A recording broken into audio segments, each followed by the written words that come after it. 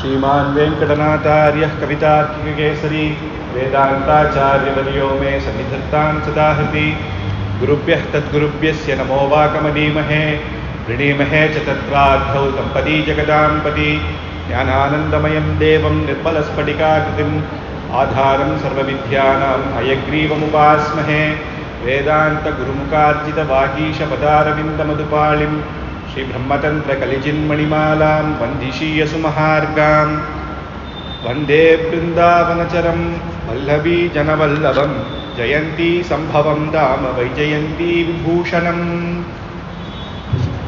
தாம்பரம் ஆஸ்திக சமாஜம் பக்தர்களுக்கு அடியனுடைய நமஸ்காரம். இப்பேற்பட்ட கிருஷ்ண ஜெயந்தி அதுவுமா கண்ணன் பற்றி கேட்கறதே நமக்கு ஒரு பெரிய பாக்கியம். இந்த பாகவத புராணத்தில் தான் முதல்ல கண்ணனுடைய சரித்திரங்கள் விஸ்தாரமாக சொல்லியிருக்கா. முதலையே விஷ்ணு புராணங்கள்லாம் இருந்தால் கூட விஸ்தாரமாக கிருஷ்ணனுடைய லீலை. சாட்சாத் பராசரர் அவர்தான் விஷ்ணு புராணத்தை நமக்கு அனுகிரகம் பண்ணார். அவருடைய குமாரர் வேதவியாசர். வியாசர் நமக்கு வேதத்தை விபஜன சாக்கைகளாக விபஜனை பண்ணி கொடுத்தார். சாஸ்திரங்கள்லாம் கொடுத்தார். அது மட்டும் இல்லாமல் புராணங்கள் கொடுத்தார். அப்புறம் 1,00,000 கிரந்தமான மகாபாரதம் கொடுத்தார். வியாசர் நமக்கு பண்ண அனுகிரகம்ன்றது சொல்லவே முடியாது, அப்பேற்பட்ட அனுகிரகம். ஆனா அதை விட அவருக்கு திருப்தி வரல. ஏன்னா வேதம் அப்படின்றது மகா ஞானிகளே புரிஞ்சிக்கக்கூடியதாக இருக்கு, ரொம்ப சாமானியர்களுக்கு ரொம்ப கஷ்டமாக இருக்கு. வேத அத்தியனம் பண்றவாளுக்கே கூட அதுக்கப்புறம் வேத பாஷ்யம் பண்ணி அதனுடைய விஷயங்கள்லாம் தெரிஞ்சுக்கணும். அப்புறம் வேதம் நிறைய அனுபவபூர்வகமாக இல்லை, ஞானிகளுக்கே உரியதாக இருக்கு. புராணங்களும் அப்படிதான் இருக்கு. அப்போ ரொம்ப சுலபமாக பகவானை அனுபவிக்க ஏதாவது பண்ணணும் அப்படிங்கும் பொழுதுதான் நமக்கு இந்த பாகவதத்தை அனுகிரகம் பண்றேன்.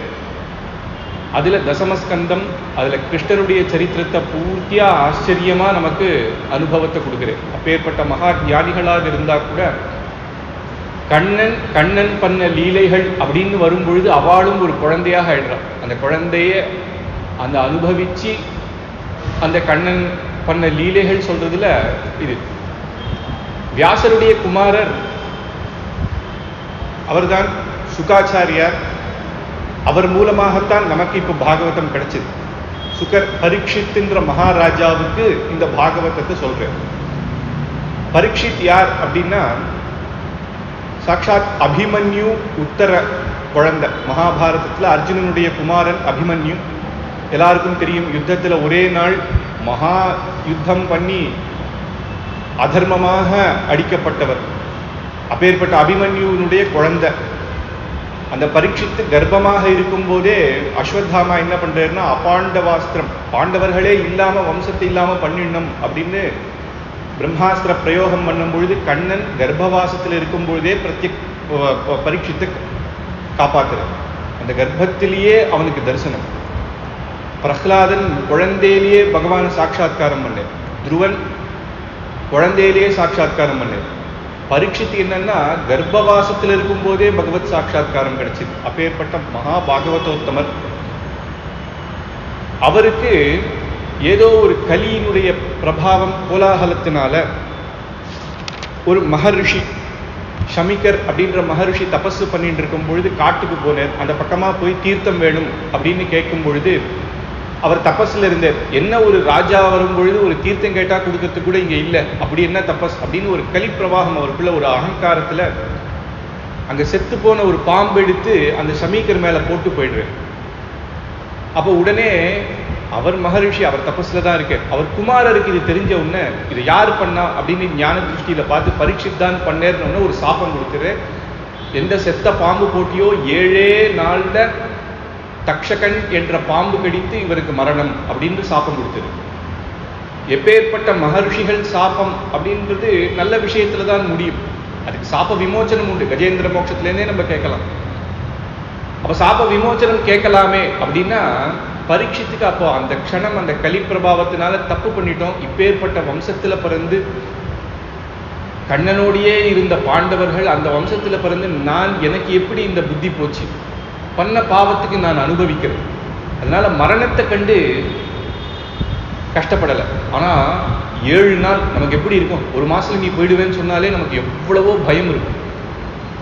7 நாள் இருக்குல்ல, அதுல நம்ம என்ன பண்ணலாம் அப்படின்னு மந்திரிகளை கூப்பிட்டு ராஜ்யத்தெல்லாம் நீங்க பார்த்துக்கோங்க, என் குமாரன் ஜனமேஜயன் பெருசானவன்னா அவனை பட்டம் கட்டுங்கோ அப்படின்னு சொல்லிட்டு தான் காட்டு பக்கமாக போய் அந்த கங்கா நதி தீரத்தில் வந்து அங்கே மகர்ஷிகள்லாம் உட்கார்ந்துட்டு இருக்கும்பொழுது அவகிட்ட கேட்குறேன், ஏதாவது 7 நாள் எனக்கு இருக்கு, அது வரணும், இந்த 7 நாள்லையாவது பகவத் விஷயத்தை கேட்டுட்டு நான் வந்து பெருமாள் திருவடி அடைஞ்சா அது ரொம்ப சந்தோஷம் அப்படின்னு சொல்றேன். அப்பேற்பட்ட யார் இருப்பா, எல்லாருமே சாப விமோச்சனம்னு அந்த ரிஷி கிட்ட போனால் அவர் கொடுத்துட போறேன், ஆனால் கூட பண்ண தப்புக்கு நான் அனுபவிக்கிறேன் அப்படின்னு. அப்பதான் அந்த இடத்துல சுகாச்சாரியார் தோன்றி அந்த 7 நாள்ல இந்த பாகவதம் சொன்னேன் அப்படின்னு பாகவத சப்தாக கிரமத்தில் பண்றது அப்படின்றது நம்ம பெரியோர்கள் விசேஷமாக வச்சிருக்காங்க. அதுல நம்ம இந்த 2 நாள் தசமஸ்கந்தத்தில் கிருஷ்ணனுடைய சரித்திரத்தை மட்டும் நம்ம அனுபவிக்கலாம். அந்த கிருஷ்ணனுடைய சரித்திரம் ஆரம்பிக்கும் பொழுதே சுவாமி வேதாந்த தேசிகர் யாதவாபியுதயம் அப்படின்னு பண்ணியிருக்கேன். அதுலேயும் கோபால வம்சதி அப்படிங்கிற ஸ்லோகத்தில் ஆரம்பத்திலேயே வந்தே பிருந்தாவனச்சரம் வல்லபி ஜனவல்லபம் ஜெயந்தி சம்பவம் தாம வைஜெயந்தி விபூஷணம். வந்தே வணங்குகிறேன் எப்பேற்பட்ட பகவானைனா பிருந்தாவனச்சரம், அந்த பிருந்தாவனத்தில் ஒரு கோப பாலகனாக இருந்து சாமானியர்களுக்கும் ரொம்ப சுலபன் அப்படின்னு காட்டும்படியாக எல்லாரோடையும் இருந்து பழகின அப்பேற்பட்ட பரபிரம்மமான பொருள். அப்பேற்பட்ட அந்த பிருந்தாவனத்தில் அவன் பண்ண சஞ்சாரங்களும் அந்த லீலைகளும் அது சாட்சாத் பகவானுடைய சௌலபியத்தை காட்டுது. சௌலபியம் அப்படின்னா என்னன்னா பரத்வம் சௌலபியம் அப்படின்னு 2 விசேஷமான குணங்கள். பரத்வம்னா அவரை காட்டிலும் மிஞ்சினவர் யாரும் இல்லை அப்படிங்கிறது. இப்போ பிரதம மந்திரி அப்படின்னா எல்லாரும் போய் பிரதான மந்திரியை பார்த்துட முடியுமா, அதுக்கு நமக்கு நிறைய தெரிஞ்சிருக்கணும், நம்ம பெரிய கான்டாக்ட் இருக்கணும், அதுக்கப்புறம் அவளுக்கு கிட்ட போய் அப்பாயின்மெண்ட் வாங்கி தான் பார்க்க முடியும். அப்போ இவாளுக்கெல்லாம் தேவர்கள், தேவர்களுக்கெல்லாம் தேவன், சர்வேஸ்வரன், இந்த சகல லோகத்துக்கும் சிருஷ்டிகர்த்தாவான சாட்சாத் பகவான் பரத்வம், அவருக்கு மேல ஒருத்தன் கிடையாது, சாட்சாத் பரபிரம்மமான பகவான், அவருக்கு இருக்கிற பரத்வம் வேறு யாருக்குமே கிடையாது. அப்பேற்பட்டவனுக்கு சௌலபியம் இருக்கு. சௌலபியம் அப்படின்னா என்னன்னா அவ்வளவு சீக்கிரம் போய் பார்க்க முடியாது. ஆனா இவரோ தான் அவதாரம் பண்ணி இறங்கி இந்த பூமியில வந்து சமமாக இருந்து நமக்கு அனுகிரகம் பண்றார். ராமாவதாரத்தை சொல்லும் பொழுதே நிஷாதானாம் நேதா கபிகுலபதி காபி சபரி. நிஷாதான காட்டுக்கு ராஜா தானே, வேடுவ ராஜா, இவரோ சக்கரவர்த்தி திருமகன். அப்படி இருக்கும்பொழுது அவனுக்கு சமமா உட்கார்ந்துக்கிறேன், வா என் பக்கத்துல உட்காரு, இது யார் தெரியுமா, உன் தோழி அப்படின்னு சீதாதேவியை காட்டுறேன், உன் தம்பி என் தம்பி லக்ஷ்மணன் அப்படின்னு சொல்லிக்கிறேன். அப்பேற்பட்ட இது நிஷாதானாம் நேதா கபிகுலபதி, குரங்குக்கு தானே ராஜா, இவரோ சக்கரவர்த்தி. குரங்கு ராஜா விட்டுட்டு போலாமேன்னா ஸ்னேகமா இருந்து அவனை ரட்சணம் பண்ணி வாலி வதம் பண்ணி பக்கத்திலேயே வச்சுக்கிறேன். சுக்ரீவா நீ என்ன ஆக்ஞை பண்றியோ அதை நான் சிறுசா வகிக்கிறேன் அப்படின்னு சொல்லக்கூடிய ஒரு குணம். காபி சபரி, சபரி யாரு, ஆனா தன்னுடைய கிரகத்துக்கு சேர்ந்து பாட்டி அப்படின்னு அவ கொடுத்த பழத்தை சாப்பிடுறேன். அப்படி அவ்வளவு காமிச்சா கூட கிருஷ்ணாவதாரத்துல இன்னும் அனுபவம் அதிகம். ரிஷாதானாம் நேதா கபிகுலபதி காபி சபரின்னு சொன்னா கூட குச்சேலஹா குஜ்ஜாசா ரஜயுவதையோ மால்ய கிருதி அப்படின்னு கிருஷ்ணாவதாரத்துல அவன் கோபிகைகளோட விளையாடுறதும், அவன் அப்பேற்பட்ட சர்வேஸ்வரனாக இருந்து நம்மளோட இன்னும் அதிகமாக சௌலபியத்தை காட்டுறான். ஒவ்வொரு அவதாரத்துக்கும் ஒவ்வொரு விசேஷம். பகவான் அவதாரம் எதுக்கு பண்றான்னா கண்ணனே சொல்றார் பகவத்கீதையில, பரித்ராணாய சாதூனாம் விநாசாய சதுஷ்கிருதாம் தர்ம சம்ஸ்தாபனார்த்தாய சம்பவாமி யுகே யுகே. தர்மஸ்தாபனம் பண்ணணும் அப்படின்னா என்னன்னா சாது ரட்சணம், துஷ்ட நிகிரகம். துஷ்ட நிகிரகம் பண்ணாலே சாதுக்கள் அவா பாட்டுக்கு இருந்து அவா தர்மத்தை அவா பண்ணிட்டு இருப்பாங்க. அப்படி சாது ரட்சணம் பண்ணணும். அப்படி ஒவ்வொரு அவதாரத்திலையும் இதுதான் தர்மஸ்தாபனம் தான் இருந்தா கூட ஒரு விசேஷம் அதிகமாக இருக்கு. அத்புதத்தை காட்டுற நிருசிம்ஹாவதாரத்தை பக்தன் சொல்றான், இங்க இருக்கேன்னா பக்த வாக்க சத்தியத்தை பண்ணணும் அப்படின்னு பிரகலாதனுக்காகவே தோன்று. வாமனாவதாரமாக ஒரு சின்ன வட்டுவாக வந்து ஆச்சரியமா திரிவிக்ரமாவதாரத்தை எடுத்து 3 லோகத்தையும் ஒரே ஆளா அழகிறேர். அப்பேற்பட்ட அற்புதங்களை காட்டக்கூடிய அவதாரமாக இருக்கு. ஆனா தர்மத்தை காட்டக்கூடிய அவதாரமாக ராமாவதாரம் இருக்கு. இப்ப ராமாவதாரத்துல அற்புதம் இல்லையா அப்படின்னு கேட்கக்கூடாது. இது விசேஷமாக இருக்கு. தர்மமே தன்னுடைய பித்ருவாக்கிய பரிபாலனம் அப்படின்னு அப்பாவே சொல்றார், வேணாண்டா, என்ன நீ ஜெயில போட்டு நீ இரு ராஜாவா, நீ சொல்றதை கேட்காதேன்னு சொன்னா கூட அது கிடையாது, அது அப்பாவுக்கு உகக்காது, அது தர்மம் கிடையாதுன்னு ரகுவம்சத்தினுடைய தர்மத்தை நிலைநாட்டணும். எத்தனையோ ராஜாக்கள் தர்மத்துக்காக பிராணத்தையே விட்டுருக்கா. அப்பேற்பட்ட இடத்துல தர்மத்தை நம்ம ரட்சிக்கணும் அப்படின்னு 14 வருஷம் தான் வனவாசம் பண்றேன். அப்படி பல தர்மத்தை காட்டுறேன். ஒரு தர்மபத்னி எப்படி இருக்கணும், ஒரு தம்பி எப்படி இருக்கணும், ஒரு சகா எப்படி இருக்கணும்னு எல்லாருமாகவே தர்மத்தை காட்டக்கூடிய ஒரு அவதாரமாக இருக்கு. இந்த கிருஷ்ணாவதாரத்துல என்னன்னா லீலைகள் தான் முக்கியம். அவன் ஒவ்வொருத்தரோட விளையாடும் லீலை. வேதாந்த பிரம்மசூத்திரத்துக்கு எப்பேற்பட்ட வியாக்கியானங்கள்லாம் பண்ணியிருக்கான்.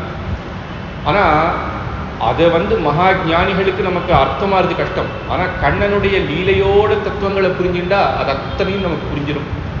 அவ்வளவு விசேஷமான ஆச்சரியம். அதுதான் பிருந்தாவனச்சரம் வல்லவி ஜனவல்லபம் ஜெயந்தி சம்பவம் தாம ஸ்ரீ ஜெயந்தி அப்படின்னு.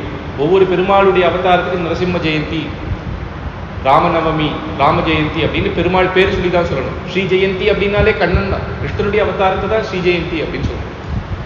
அப்பேற்பட்ட சம்பவம் தாம வைஜெயந்தி விபூஷணம் அப்படின்னு வைஜெயந்தி மாலையை போட்டு கொண்டிருக்கக்கூடிய அப்பேற்பட்ட கண்ணனை நான் நமஸ்கரிக்கிறேன் அப்படின்னு ஆரம்பிச்சு கண்ணனுடைய லீலைகள். அதுல முக்கியமா நம்ம ஏற்கனவே பார்த்தோம், சுகபிரம்ம ரிஷி சொல்லிட்டே வர தசமஸ்கந்தம் வரைக்கும் சொல்லிட்டே, ராமாவதாரம் வரைக்கும் பகவான் எடுத்த அவதாரங்கள், இந்த சிருஷ்டி பகவான் எப்படி பண்றான் அப்படின்னு எல்லாத்தையும் சொல்லிட்டு வர. சொல்லிட்டு வந்த உடனே பரீட்சத்துக்கே கொஞ்சம் கேட்டுட்டே இருந்தா நமக்கே ஒரு நாளா பசி பட்டு எதுவுமே இல்லை, கொஞ்ச நேரம் ரெஸ்ட் எடுத்துக்கோருமே அப்படின்னு சுக்கர் சொல்றேன். ஆனா பரீட்சித் சொல்றான், எனக்கு ஏது பசி, எனக்கு இருக்கிற டைம் கம்மியா இருக்கு சுவாமி. அதுக்குள்ளேயும் கண்ணனுடைய சரித்திரத்தை கேட்டுன்னு. அவர் தானே எங்க தாத்தாக்கள் தர்மராஜரை ராஜாவாக்கிறதுக்கு எப்பேற்பட்ட கஷ்டப்பட்டார். தான் குதிரையை ஓட்டினார், ரத்த சாரதியாக இருந்தார், பார்த்த சாரதி. சாரத்தியம் பண்றதுன்னா வெறும் சாரத்தியம் இல்லை, அந்த குதிரையை குளிப்பாட்டணும். அந்த குதிரை அந்த அர்ஜுனன் மேலே ஏறணும்னா கண்ணனுடைய தொடையில கால் வச்சு ஏறணும். அந்த சாரதிக்கு என்னென்ன தர்மமோ அது அத்தனையும் பண்ணணும். ராத்திரி போனோம்னா அந்த குதிரைகளுக்கு காலெல்லாம் மருந்து போடணும். அது இன்னொருத்தம் பண்ணட்டும், நான் ரத்தத்தை மட்டும் ஓட்டுறேன் அப்படின்னு ஓட்டல. அதே கர்ணனுடைய சாரதி பண்ணார், நான் ரத்தத்தை மட்டும்தான் ஓட்டுவேன், வண்டி கீழே வந்துட்டுனா நானா எடுக்கணும், ஏன்னா அவர் மனுஷன். ஆனா பகவான் அப்பேற்பட்ட சௌலபியத்தை காட்டுறேன். அப்பேற்பட்ட கண்ணனுடைய அவதாரம் நீர் சொல்லுமே, இந்த கண்ணன் குழந்தையில எப்பேற்பட்ட அவதாரங்கள்லாம் பண்ண, அதுவும் சுக்கர் சொல்லி கேட்கணும். ஆச்சாரியர்கள் அப்படி இருக்கணும், இவா கேட்கணும், கேட்டு நம்ம அவளை சேவிச்சு இந்த விஷயத்தை எனக்கு சொல்லுமே அப்படிங்கும் பொழுது அவ அந்த சந்தோஷத்தோட அந்த அனுபவத்தை சொல்றது அப்படின்றது பரம ஆனந்தம். அதுதான் பிரகலாதன் நவவித பக்தியில முதல்ல சொல்றது என்ன அப்படின்னா சிரவணம் கீர்த்தனம் விஷ்ணோஹோ அப்படின்னு. சிரவணம் பகவத் விஷயத்தை கேட்கணும், அதுக்கப்புறம் பகவத் விஷயத்தை நிறைய பேர் விட்டு நம்ம சொல்லணும். அந்த பக்தி அந்த தர்மத்தை தான் நீங்க காட்டுறா ஸ்ரீ சுகரும் பரீட்சித் மகாராஜாவும். அப்பேற்பட்ட பல பேர்கள் ஒவ்வொருத்தராக வந்து சேர்ந்து ஒவ்வொருத்தராக கேட்க ஆரம்பிச்சுட்டா. கதைகள் போக போக போக எல்லாரும் வந்து ஸ்ரீ சுகர் சொல்றாமே பாகவதம் அப்படின்னு எல்லாரும் வந்து சேர்க்கணும். அப்ப கிருஷ்ணனுடைய அவதாரம் சொல்லுமே அப்படிங்கும் பொழுது எடுத்த ஒண்ணு ஆரம்பிக்கிறேன். பூமாதேவிக்கு ஒரே கஷ்டம், ஒரு மாடு ரூபத்துல வந்து பிரம்மா கிட்ட வந்து அழறா. இந்த பூமி ஒரே பாரமா இருக்கு, கஷ்டமாக இருக்கு, எங்க பார்த்தாலும் ஒரே அதர்மமாக இருக்கு. ராஜா கம்சன் இப்பேற்பட்டவர்கள்லாம் நிறைய பேர் சூழ்ந்துட்டா. அம்மாவுக்கு எப்பயுமே குழந்தை கனமா இருக்குன்னு சொல்லுவாளாம். எந்த அம்மாவும் சொல்ல மாட்டேன், குழந்தை வெயிட்டா இருக்கு, இது என்னால வயிற்றுல வச்சுருக்கேன் தூக்க முடியலையேன்னு சொல்லுவாங்க. ஆனா இங்க பூமாதேவி பாரமா இருக்குன்னு சொல்றது நிறைய பேர்கள் இருந்துட்டா. சில பேர் சொல்றா பாப்புலேஷனை வந்து குறைக்கிறதுக்கு, அப்படி கிடையாது. இப்பேற்பட்ட பூமியில அதர்மங்கள் பண்ணா அது தாயாருக்கு பொறுக்கல. இப்படி அதர்மங்கள் பண்றாள், சாதுக்கள் தான் கஷ்டப்படுறாளே. அதனால ஏதாவது விமோச்சனம் வேணும் அப்படின்னு பிரம்மா கிட்ட சொல்லும் பொழுது பிரம்மா சகல தேவர்களோட போய் க்ஷீராப்தியில பகவானை வேண்டிக்கிறேன். பூமி திருப்த நிருபவ்யாஜ தைத்யாதீகசதயுதைஹி அக்ராந்தா பூரி பாரேண பிரம்மணாம் சரணம் யயௌ அப்படின்னு பூமாதேவி பிரம்மா கிட்ட போய் கேட்க, பிரம்மா எல்லா தேவர்களையும் கூட்டிட்டு திருப்பார்க்கடல் ஸ்ரீ வைகுண்ட லோகத்துக்கு போக முடியாது. வைகுண்ட லோகத்துல சாட்சாத் பகவான் பரமபதநாதனாக இருக்கேன். அங்க போனோம்னா யாரு மோட்சம் அடையிறாளோ முக்தி அடையிறாளோ இல்ல நித்தியசூரிகளான அனந்தகருட சிக்ஷசேனர் அவர்கள் தான் அங்க கைங்கரியம் பண்ண முடியும்.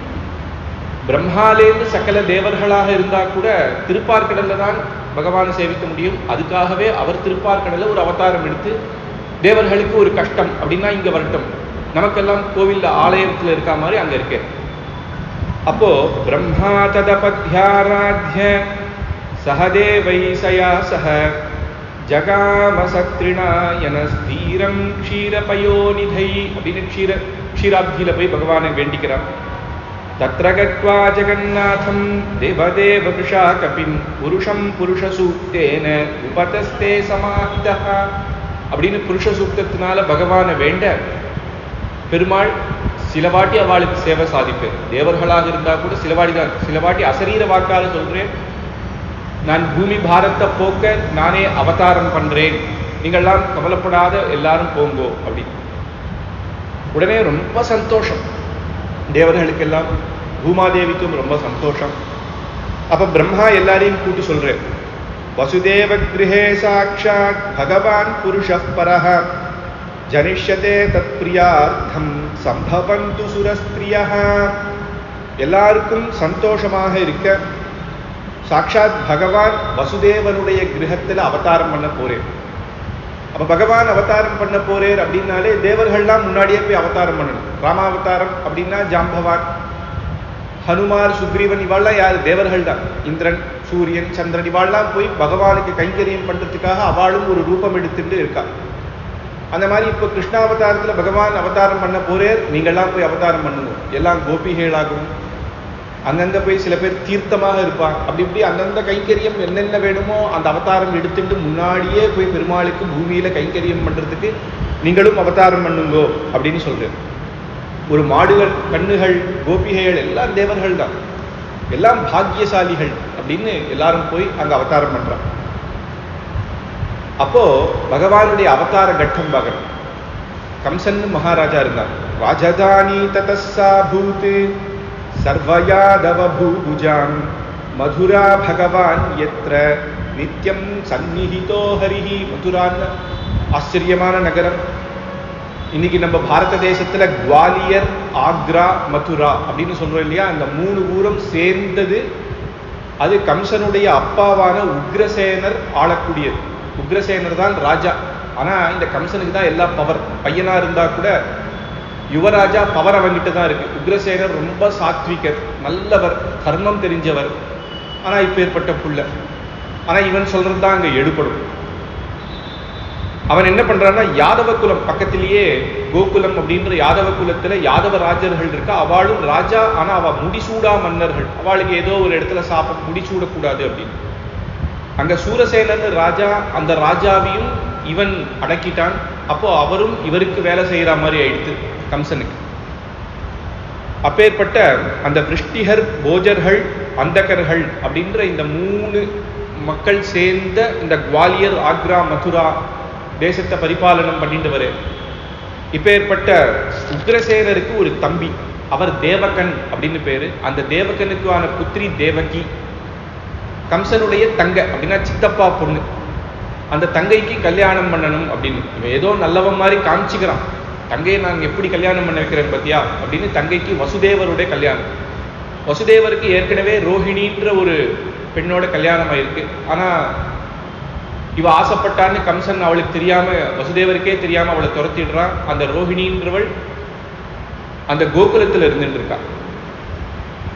இப்போ இந்த தேவகி வசுதேவர்களுக்கு கல்யாணம். அந்த கல்யாணம் பண்ணும்போது என் தங்கைக்கு நானே எப்படி கல்யாணம் பண்றேன், யுவராஜா அந்த ரிசப்ஷன்ல குதிரையை தானே ஓட்டுறேன் அப்படின்னு ஓட்டுறான்.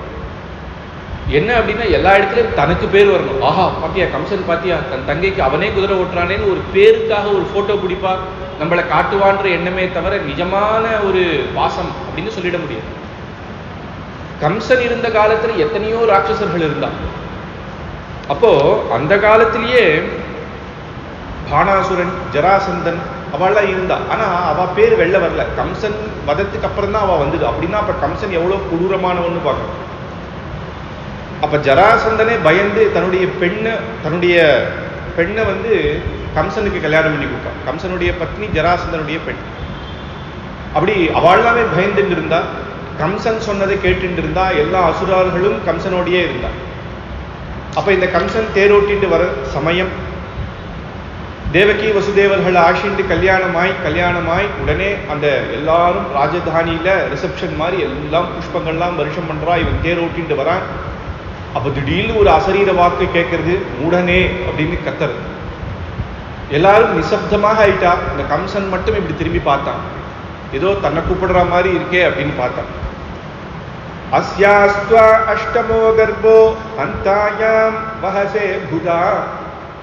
நீ யாருக்கு இப்ப தேரோட்டின் இருக்கியோ உன்னுடைய தங்கைக்கான தேவகியினுடைய அஷ்டம கர்ப்பத்துல பிறக்க போற குழந்தை கிட்டதான் உனக்கு வதம் அப்படின்னு சொன்னான். உடனே அவனுக்கு பகீர்னுக்கு ஒரு பயம் வந்தது.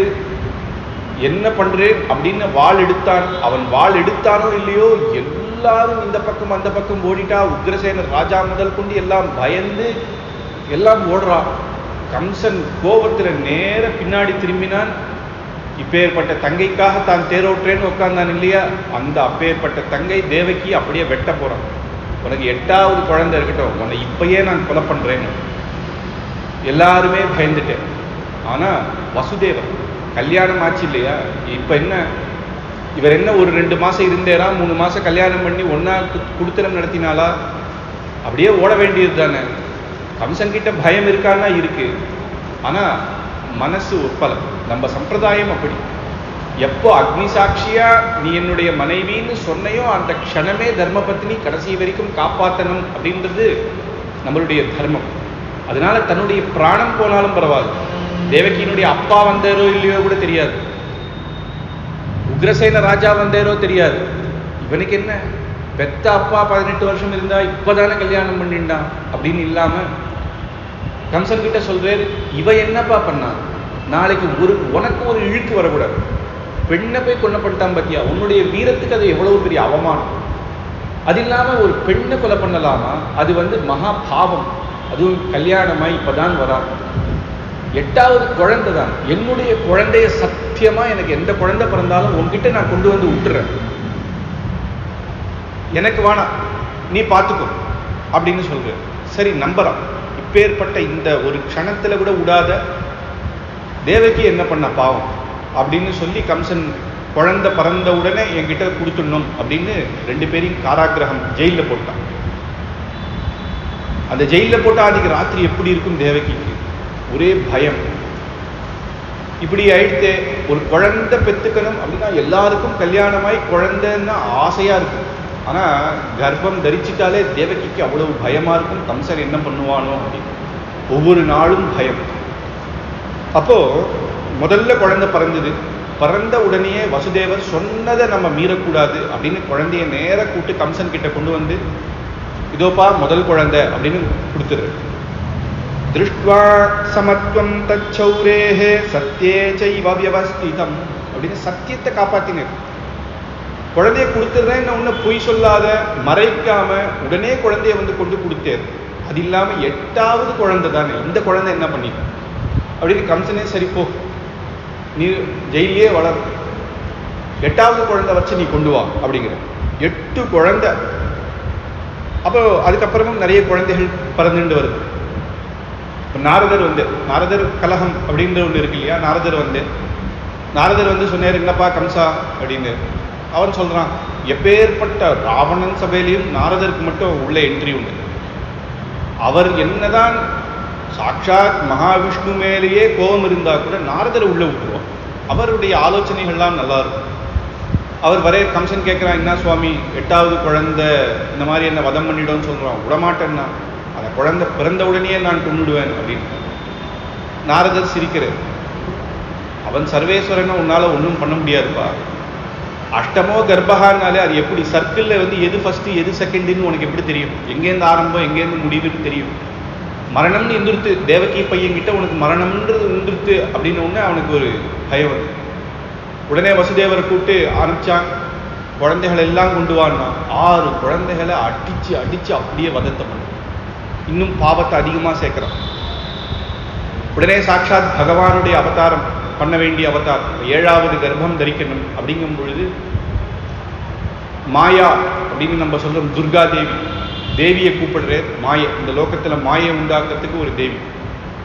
சாட்சாத் பகவான் கூப்பிட்டு சொல்றேன், 7வது கர்ப்பத்துல வரப்போற அந்த குழந்தைய கர்ப்பத்திலேயே ஆகர்ஷணம் பண்ணி அங்க கோகுலத்துல ரோஹிணின்னு இருப்பா இல்லையா, அந்த ரோஹிணி கர்ப்பத்துல இந்த குழந்தைய வச்சுடு, நீ யசோத கர்ப்பத்துல போய் இரு அப்படின்னு சொல்லி உன்னை எல்லாரும் கொண்டாடுவா. என்னுடைய கிருஷ்ணனுடைய அவதாரத்துல உனக்கு ஒரு முக்கியமான பாத்திரம், ஏன்னா யசோதைக்கு பிறக்கிறது இவதான், மாத்தி விடுறா. அதனால உன்னை எல்லாரும் லோகத்துல வைஷ்ணவின்னும் துர்கை அப்படின்னும் கொண்டாடுவா அப்படின்னு சொன்ன உடனே மாயா தேவி ரொம்ப சந்தோஷப்பட்டு பகவானுடைய ஆக்ஞை அப்படின்னு நேர போய் அந்த 7வது கர்ப்பத்தை ஆகர்ஷணம் பண்ணி அவர் சொன்ன மாதிரியே ரோஹிணி கிட்ட விட்டு தான் யசோத கர்ப்பத்துல இருக்கான். அப்ப இந்த 7வது கர்ப்பம் கலைஞ்சுடுத்து அப்படின்னு கம்சனுக்கு 7வது கர்ப்பம் கலைஞ்சுடுத்து அப்படின்ற ஒரு எண்ணம். இப்ப 8வது கர்ப்பம் குழந்தை பிறக்கும் பொழுதே, கர்ப்பவாசத்தில் இருக்கும் பொழுதே தேவகி அவ்வளவு தேஜஸா இருக்கா. கம்சன் வந்து பார்க்கறான், அந்த தேஜஸை பார்த்தே பயப்படும். ஒவ்வொருத்தருக்கும் ஒரு பயம். மாரீச்சனுக்கு ராம நாமம் அப்படின்னாலே பயம், ரா அப்படின்னா பயம். சொல்லாதேங்கிறா ராவணன் கிட்ட, யார் வந்திருக்கா, ராவணன் ரான்னே சொல்லாத, அந்த நாமத்தை கேட்டாலே எனக்கு பயம் அப்படிங்கிறான். கம்சனுக்கு என்ன அப்படின்னா, கண்ணன்னு பேர் இன்னும் வைக்கலையே, ரூபமும் இல்லை, பிறக்க போறான் அப்படின்னு தான். அப்ப யாருன்னு தெரியாது, இவன் தான் எனக்கு விரோதி அப்படின்னு தெரியும் எல்லாருக்கும். ராவணனுக்கு தெரியும் ராமன் தான் விரோதி, சீத்தை எடுத்துன்னு வந்துட்டான். இவனுக்கு ரூபமும் தெரியாது, நாமமும் தெரியாது, என்ன குழந்தைக்கு என்ன பேர் வைக்க போறான்னு தெரியாது. ஆனாலும் பயம். என்ன பயம் அப்படின்னா, அஷ்டமோ கர்ப்பா அப்படிங்கிற வார்த்தையை கேட்டாலே பயம். கர்ப்பத்துல குழந்தை, 8வது குழந்தை அப்படிங்கிறவங்க இவனுக்கு பயம். அப்ப தேவகி எல்லா தேவர்களும் 8வது கர்ப்பத்துல கண்ணன் கர்ப்பவாசம் பண்றான். கண்ணன் அப்படின்னா சாட்சாத் பகவான். கர்ப்பவாசம் அப்படின்றது ஒரு சாஸ்திரிகமாக தான், அவன் கர்ப்பத்துல இல்லை, ஆனா அந்தந்த இதுவாக நடக்கும். 8வது குழந்தை அப்படின்னே தேவகிக்கு இன்னும் அதிகமான பயம். அப்ப எல்லா தேவர்களுமே அன்னைக்கு ராத்திரி அந்த ஜெயில வந்து அந்த கர்ப்பவாசம் தரித்த உடனே வந்து தேவகியவே, தேவகி நீயே ஒரு கோவில், ஏன்னா பகவான் இருக்கிற இடம் கர்ப்ப கிரகம் அப்படின்றோம், அந்த பகவான் இருக்கிற இடம் கோவில் அப்படின்றோம். அப்படின்னா நீ இப்போ உன்னுடைய கர்ப்பத்துல பகவான் இருக்கான்னா அவன் நீதானே கோவில் அப்படின்னு அப்பேற்பட்ட கர்ப்பவாசத்தில் இருக்கிற அந்த பகவான் ஸ்தோத்திரம் பண்றார். ததோ ஜகன் மங்களம் அச்சுதாம்சம் சமாஹிதம் சூரசுதேன தேவி ததார சர்வாத்மகமாத்மபூதம் கஷ்டாயதானந்தகரம் மனஸ்தா அப்படின்னு இந்த ஜகத்துக்கு க்ஷேமம் உண்டாக்குறதுக்காக பகவான் அவதரிக்க போறான்னு தேவர்கள்லாம் ஸ்தோத்திரம் பண்றான். கஞ்சன் வயிற்றில் நெருப்பெண்ணன் என்று நெடுமாலே, அந்த கர்ப்பத்தில் இருக்கும் போதே நெருப்பெண் அவனுக்கு அப்பேற்பட்ட பயத்தை உண்டாக்கிட்டான் அப்படின்னு அந்த தேவர்கள்லாம் ஸ்தோத்திரம் பண்றான். சத்யவிரதம் சத்யபரம் திரிசத்யம் சத்யஸ்ய யோனிம் நிஹிதஞ்ச சத்யே சத்யஸ்ய சத்யம் மிருத சத்ய நேத்ரம் சத்யாத்மகம் துவாம் சரணம் பிரபன்னாஹ அப்படின்னு சத்தியமான ஸ்வரூபம் எதுவோ, இதெல்லாம் இந்த லோகங்கள்லாம் பார்க்கறது தாத்காலிகம், எதுவுமே நிரந்தரம் கிடையாது. சத்தியஸ்வரூபம் எது? சாட்சாத் பகவான். எவனை அடைய சத்தியமே மார்க்கமோ அப்பேற்பட்டவன், சத்தியத்துக்காகவே எவன் அவதாரம் பண்றானோ, தர்ம சம்ஸ்தாபனத்துக்காக எவன் அவதாரம் பண்றானோ அப்பேற்பட்டவன் உனக்கு பிறக்க போறான். ரிதம் சத்தியம் என்று 2 கண்கள் எவனுக்கு இருக்கோ, இந்த ஜகத்துக்கு சிருஷ்டி ஸ்திதி லயம் என்ற இந்த 3 சத்தியத்தை எவன் ஒரு லீலையாக ஆச்சரியமாக பண்றானோ, லோக சிருஷ்டின்றது சாமான்யமா ஒரு வீடு கட்டுறதே ரொம்ப கஷ்டம்னா, லோக சிருஷ்டி அந்த கட்டாகங்கள் அப்புறம் பிரளயத்தை உண்டாக்குறான். சுவாமி தேசிகன் சொல்றாரு, பிரளயம் ஏன் பகவான் உண்டாக்குறான்னா தயதான் காரணங்கிறது. தய காரணமா? சிருஷ்டி பண்ண தயைனா கூட ஒத்துக்கலாம், பிரளயத்தை உண்டாக்குறானே இது எப்படி தயை அப்படிங்கிறது. அவர் சொல்றார், பிரளயம் எப்போ வருது? கலிகாலம் முத்தி போய் சகல பாப்பங்களும் பண்ணி ஜனங்களுக்கு பாப்ப வாசனையே இருந்து புண்ணியம்னா எங்க கிடைக்கும் அப்படின்ற எண்ணம் வரும் பொழுது அப்பதானே அந்த பிரளயத்தை உண்டாக்குறான்னா எல்லாருக்கும் ஒரு ரெஸ்ட் கொடுக்குறாங்க. கொஞ்ச நாள் திருப்பி திருப்பி ஆஃபீஸ் போய் ஒருத்தருக்கு ப்ரெஷர், ஒரே வேலை வேலை வேலை வேலை வேலை, எப்பயுமே அதையே நினைச்சு நினைச்சு நினைச்சு அடுத்த முன்னேற முடியல. அவன் என்ன சொல்றான்னா, ஒரு வாரம் போய் ரெஸ்ட் எடுத்துக்கோப்பா, ரெஸ்ட் எடுத்துட்டு வா அப்படின்றான். அப்போ அதுலேருந்து அவன் வேற யோசனை போய் வேற மக்களை பார்த்து இது பண்றான். அப்போ பல காலம் பிரளயத்தை உண்டாக்கி தன்னுடைய வயிற்றில் பகவான் வைத்து திருப்பியும் கொஞ்ச நாள் கழிச்சு புதுசா சிருஷ்டி பண்ணும் பொழுது புது எண்ணங்கள் உருவாகும் அப்படின்ற ஒரு நன்மைக்காக தயைக்காகத்தான் பகவான் பிரளயத்தை பண்றார் அப்படின்னு சுவாமி தேசிகன் தயாஸ்திரத்தில் எடுத்தது. அப்படி இந்த ஜகத்துக்கு சிருஷ்டி ஸ்திதி லயம் என்ற 3 இப்பேற்பட்ட சத்தியத்தை எவன் பண்றானோ, வியாபகாரிக சத்தியம் பரமாத்மா எவனா இருக்கானோ அவன் உனக்கு பிறக்க போறான் அப்படின்லாம் ஸ்தோத்திரங்கள் பண்றான். தேவகி வசுதேவர்களுக்கு ஒரு பக்கம் சந்தோஷம், ஆனா இந்த குழந்தை பிறந்தால் என்னதான் அம்மா கண்ணு, என் பையன் பெரிய வீரன் சோல்ஜர் அப்படின்னா கூட கண்ணை பார்த்துக்கோடா அப்படின்னு ஒரு பயம் வரும். எதிராக இருக்கவன் அடிச்சிடுவான்டா அப்படின்னு. அப்போ இந்த கம்சன் என்ன பண்றானோ, என்ன பண்ணுவானோ, சர்வேஸ்வரன் அப்படின்னா கூட கம்சன் என்ன பண்ணிடுவானோ அப்படின்ற ஒரு பயம் அம்மாவுக்கு. ஸ்ருண்வன் கிருணன் சம்ஸ்மரயன் சிந்தயன் நாமானி ரூபாணி ச மங்களானி தே கிரியாசு யஸ்த்வா சரணாரவிந்தயோஹோ அவிஷ்டசேதஹ ந பவயா கிருதே அப்படின்னு ஸ்ருண்வன் கிருணன் பகவான் ஏன் அவதாரம் பண்றான், அது தேவர்கள்லாம் சொல்றான். ஸ்ருண்வன் நம்ம கேட்கறதுக்கு தான், அவனுடைய சரித்திரங்கள் ராமாவதாரம் கிருஷ்ணாவதாரம் அப்படின்னு ஒவ்வொரு அவதாரமும் நம்ம கேட்கிறோமே. கிருணன்னு அவனுக்கு நாம ரூபம் அவசியம் இல்லை, அவன் வியாபிச்சிருக்கான், சகல லோகத்திலையும் அந்தர்வியாமியாக வியாபிச்சிருக்கான். வியாபிச்சிருக்கான்றது மட்டும் இல்லை, நமக்குள்ள இருக்கான் அப்படின்னாலும் நமக்கு இருக்கிற தோஷம் அவனுக்கு ஒட்டாம இருக்கு. ஒரு தாமரையில ஒரு நீர் எப்படி ஒட்டாம இருக்கோ அந்த மாதிரி இருக்கான் பகவான். இந்த லோகத்துல எல்லா புழு பூச்சி சாக்கடையில இருந்து அந்தர்யாமியாக பகவான் அப்படின்னா அப்ப சாக்கடைக்குள்ளியுமா அப்படின்னா அதனுடைய அந்த புண்ணியமோ பாபமோ அவனுக்கு ஒட்டாம இருக்கு. அப்பேற்பட்ட பகவான் அவனுக்கு ஒரு ரூபம் அப்படின்றது அவசியமே கிடையாது. அவன் ஒரு நம்மள மாதிரி ரூபம் வியாபிச்சு இருக்கான். ஆனா பிரஹ்லாதாதி பக்தர்களுக்கு தானே அது புரியுது. இங்க இருக்கானாடா அப்படின்ற இருக்கான்பா அப்படின்ற நம்ம சொல்ல முடியுமா? நமக்கே எப்பேற்பட்ட சின்ன வயசுல இருந்து இப்பேற்பட்ட சம்பிரதாயம் தெரிஞ்சிருந்தா கூட கோவில்ல போன உடனே அப்படியே கை கூப்புறோம். கோவில தப்பு பண்ணக்கூடாதுன்றோம், எச்ச பண்ணி சாப்பிடக்கூடாதுன்றோம். ஏன் அது ஆத்துல வரல? பகவான் தான் எங்கேயும் இருக்கானே, அந்த பை இங்கேயும் இருக்கணுமே அப்படின்னா நமக்கு அந்த ஞானம் இல்லை. எல்லா இடத்துலையும் பகவான் இருக்கான் அப்படின்னு அது யோகிகளுக்கு மட்டுமே அப்பேற்பட்ட ஞானம்னு கிடையாது. நமக்கு அந்த ஞானம் இருக்கலாம், ஆனா அது இயல்பாக நமக்கு வரல. இங்க பெருமாள் இருக்க பயப்படணும் இல்லையா நம்ம? ஆனா தப்பு தைரியமா பண்றோம். கோவில்ல போனா சொல்றோம் இல்ல இல்ல வானாண்டா அப்படின்னு. அப்போ அதனால என்ன ஆறுது அப்படின்னா அவனுக்கு நாம ரூபம் அவசியம் இல்லை. ஏன் ரூபத்தை எடுத்துக்கிறாங்க? நமக்கு அவன் இந்த ரூபத்துல இருக்கான்னு தெரியும். பகவான் எப்படி இருக்கான்னா இதுதான் பகவான் அப்படின்னா புரியாது. சங்கச்சக்கர கதாதரனாக பகவான் இருக்கான். ராமகிருஷ்ண அவதாரத்துல இருந்தா கூட ராமனை யார் பார்த்தா, கிருஷ்ணனை யார் பார்த்தா? அந்த அந்த யுகத்துல பிறந்தவா பார்த்துருப்பான். நம்ம எப்படி பார்க்கிறோம்னா அதுக்கு அச்சாரூபமாக எடுத்து இன்னைக்கு கோவில்கள்ல இன்னைக்கு போனா பெருமாளை சேவிக்கலாமே. திருமலையில போனா அதே கீதையை சொன்ன பகவான் தான்.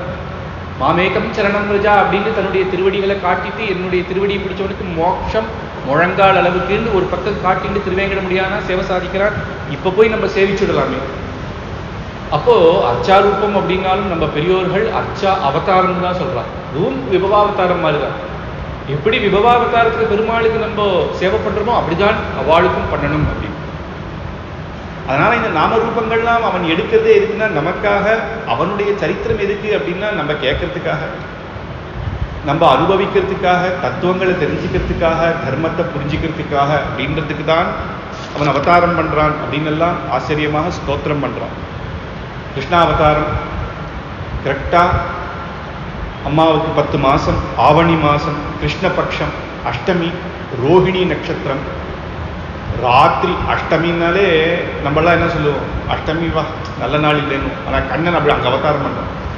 கண்ணனை எப்படின்னா எதுவுமே ரொம்ப கீழே தான் இருக்கிறத சமத்துவமாக ஆக்கணும், அதை ஒரு பெருமைப்படுத்தணும் அப்படின்னு தான் அஷ்டமி அந்த தான் அவதாரம் பண்ணுறான்.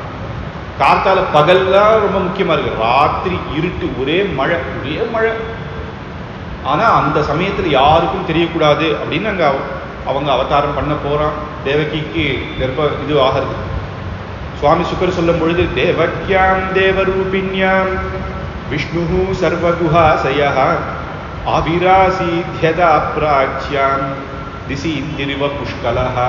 எப்படி இருக்கான் அப்படின்னா, அவதாரம் பண்ண போற சமயத்திலேயே சந்திரன் போல இருக்கானாம். பௌர்ணமி சந்திரன். கிராமத்துல எல்லாம் பார்த்தா பௌர்ணமி சந்திரன் எவ்வளவு வெளிச்சமா ஆச்சரியமா சில்லுன்னு இருக்கும். எல்லாரும் ஆத்து வாசல்லையே கட்டில் போட்டுட்டு படுத்துப்பா. அந்த மாதிரியான சந்திரோதயத்துல அப்படி இருக்கான் கண்ணனுடைய அவதாரம். இங்க மழை பெய்யறது, சந்திரன்லாம் தெரியல, ஆனா இங்க கண்ணன் அவதாரம் பண்ண போற. சொல்றேன், தேவக்யா தேவரூபிண்யாம் விஷ்ணு சர்வகுஹாசய. பகவான் 10 மாசம் நம்மளாம் கர்மாதீனமாக பிறக்கிறதுனால நம்மளது பிறப்புன்னு சொல்லுவோம், பகவான் அவதாரம் அப்படிங்கிறோம். என்ன வித்தியாசம் அப்படின்னா, நம்ம இந்த அப்பா அம்மாவுக்கு பிறக்கணும் அப்படின்னு தோணி சங்கல்பிச்சு நான் பிறக்க போறேன்னு பிறக்கல. அது கர்மாவசத்தினால நம்ம பிறக்கிறோம். 10 மாசம் கர்ப்பத்துல இருந்துதான் நம்ம வரணும். அவன் ஒரு நாளும் கர்ப்பவாசத்துல இல்லை, அன்னைக்குதான் அப்படி உண்டாகிறான். ஆனா கூட சரி, கர்ப்பவாசத்துல இருந்தான்னே சொல்லுங்க. அதனால என்ன, சர்வகுஹாசயாம், எல்லாருக்கும் அந்தர்யாமியாக பகவான் இருக்கான். அதனால கர்ப்பவாசம் இருந்தான்னு சொன்னாலும் தப்புன்னு இல்லையே.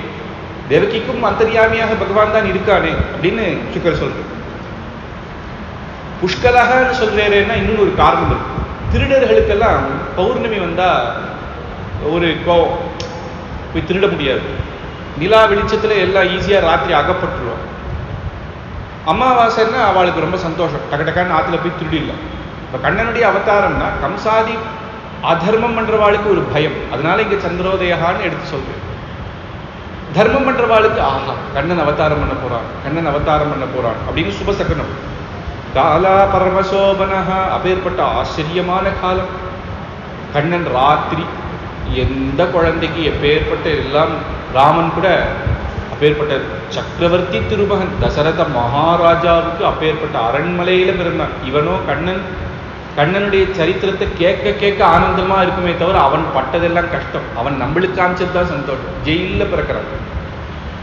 சொல்றேன், கண்ணன் உடனே அவதாரம் பண்ண உடனே தேவகி வசுதேவர்களுக்கு எப்படி சேவை சாதிக்கிறார்னா, குட்டி குழந்தையா சங்க சக்கர கதாதரனாக சதுர்புஜனோட 4 கைகளோட குட்டி குழந்தை ஸ்ரீமன் நாராயணன் ஒரு குழந்தையா இருந்தா எப்படியோ அப்படி சேவை சாதிக்கிறான். தமத்புதம் பாலகமம்புஜேக்ஷணம் சதுர்புஜம் சங்ககதாயுதாயுதம் ஸ்ரீவத்ஸலக்ஷ்மம் கலசோபிகௌஸ்துபம் பீதாம்பரம் சாந்திரபயோதி சௌபகம் மகார்ஹவைಢூர்ய கிரீடகுண்டலம் த்விஷா பரிஷ்வக்த சஹஸ்ரகுந்தலம் உத்தாமகாஞ்சியா கதகங்கணாதிபிஹி விரோச்சமானம் வசுதேவ ஐக்ஷதே. இப்படி அலங்காரத்தோட வைடூரியத்தோட நகைகளோட 4 கைகளோட சங்கச்சக்கரத்தோட கதையோட, குட்டி குழந்தைன்னா சங்கச்சக்கரம் பெருசா இருக்க, அந்த திருமேனிக்கு எப்பேற்பட்ட குட்டி சங்கம் குட்டி சக்கரம் குட்டி கதையோட அவதாரம் பண்ணணும். இப்படி அவதாரம் பண்ணுவாளா? குழந்தைன்னா ட்ரெஸ் இல்லாம தான் அவதாரம் பண்ணணும். அவ திருவாபரணம் எல்லாம் தங்கமும் வெள்ளியும் எதுக்கு அப்படின்னா, தேவகி அம்மா பார்த்த உடனே அழுதுடக்கூடாதான். இப்பேற்பட்ட குழந்தை பிறந்தானே, ஒரு குழந்தைக்கு அதுவும் ராணியாகவே வளர்ந்தவள். குழந்தைன்னா நமக்கு என்ன, உடனே பார்த்த உடனே அதுக்கு அழகாக செயின், ஒரு வயசானா தங்க செயின் போடணும், காலுக்கு தண்டை கொலுசு போடணும், நகைகள்லாம் சாத்தணும். நம்ம இப்படி அபாகியசாலியா இப்படி ஒரு ஜெயிலில் இருக்கும்போது இந்த குழந்தை எப்பேற்பட்ட குழந்தை, லோகமே பூஜிக்கிற குழந்தை, நம்ம கிரகத்துல பிறந்து நம்மளால ஒன்றும் பண்ண முடியலையே அப்படின்ற அந்த ஆதங்கம், அந்த கவலை வந்துடக்கூடாது. அதனால அலங்காரத்தோடய அவதாரம் பண்ணிடும்.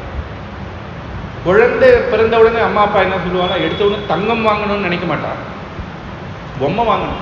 எல்லாரும் பொம்மை வாங்கி தருவாங்க. அதனால என்னன்னா, சங்க சக்கர கதையோட பிறந்துட்டாங்க.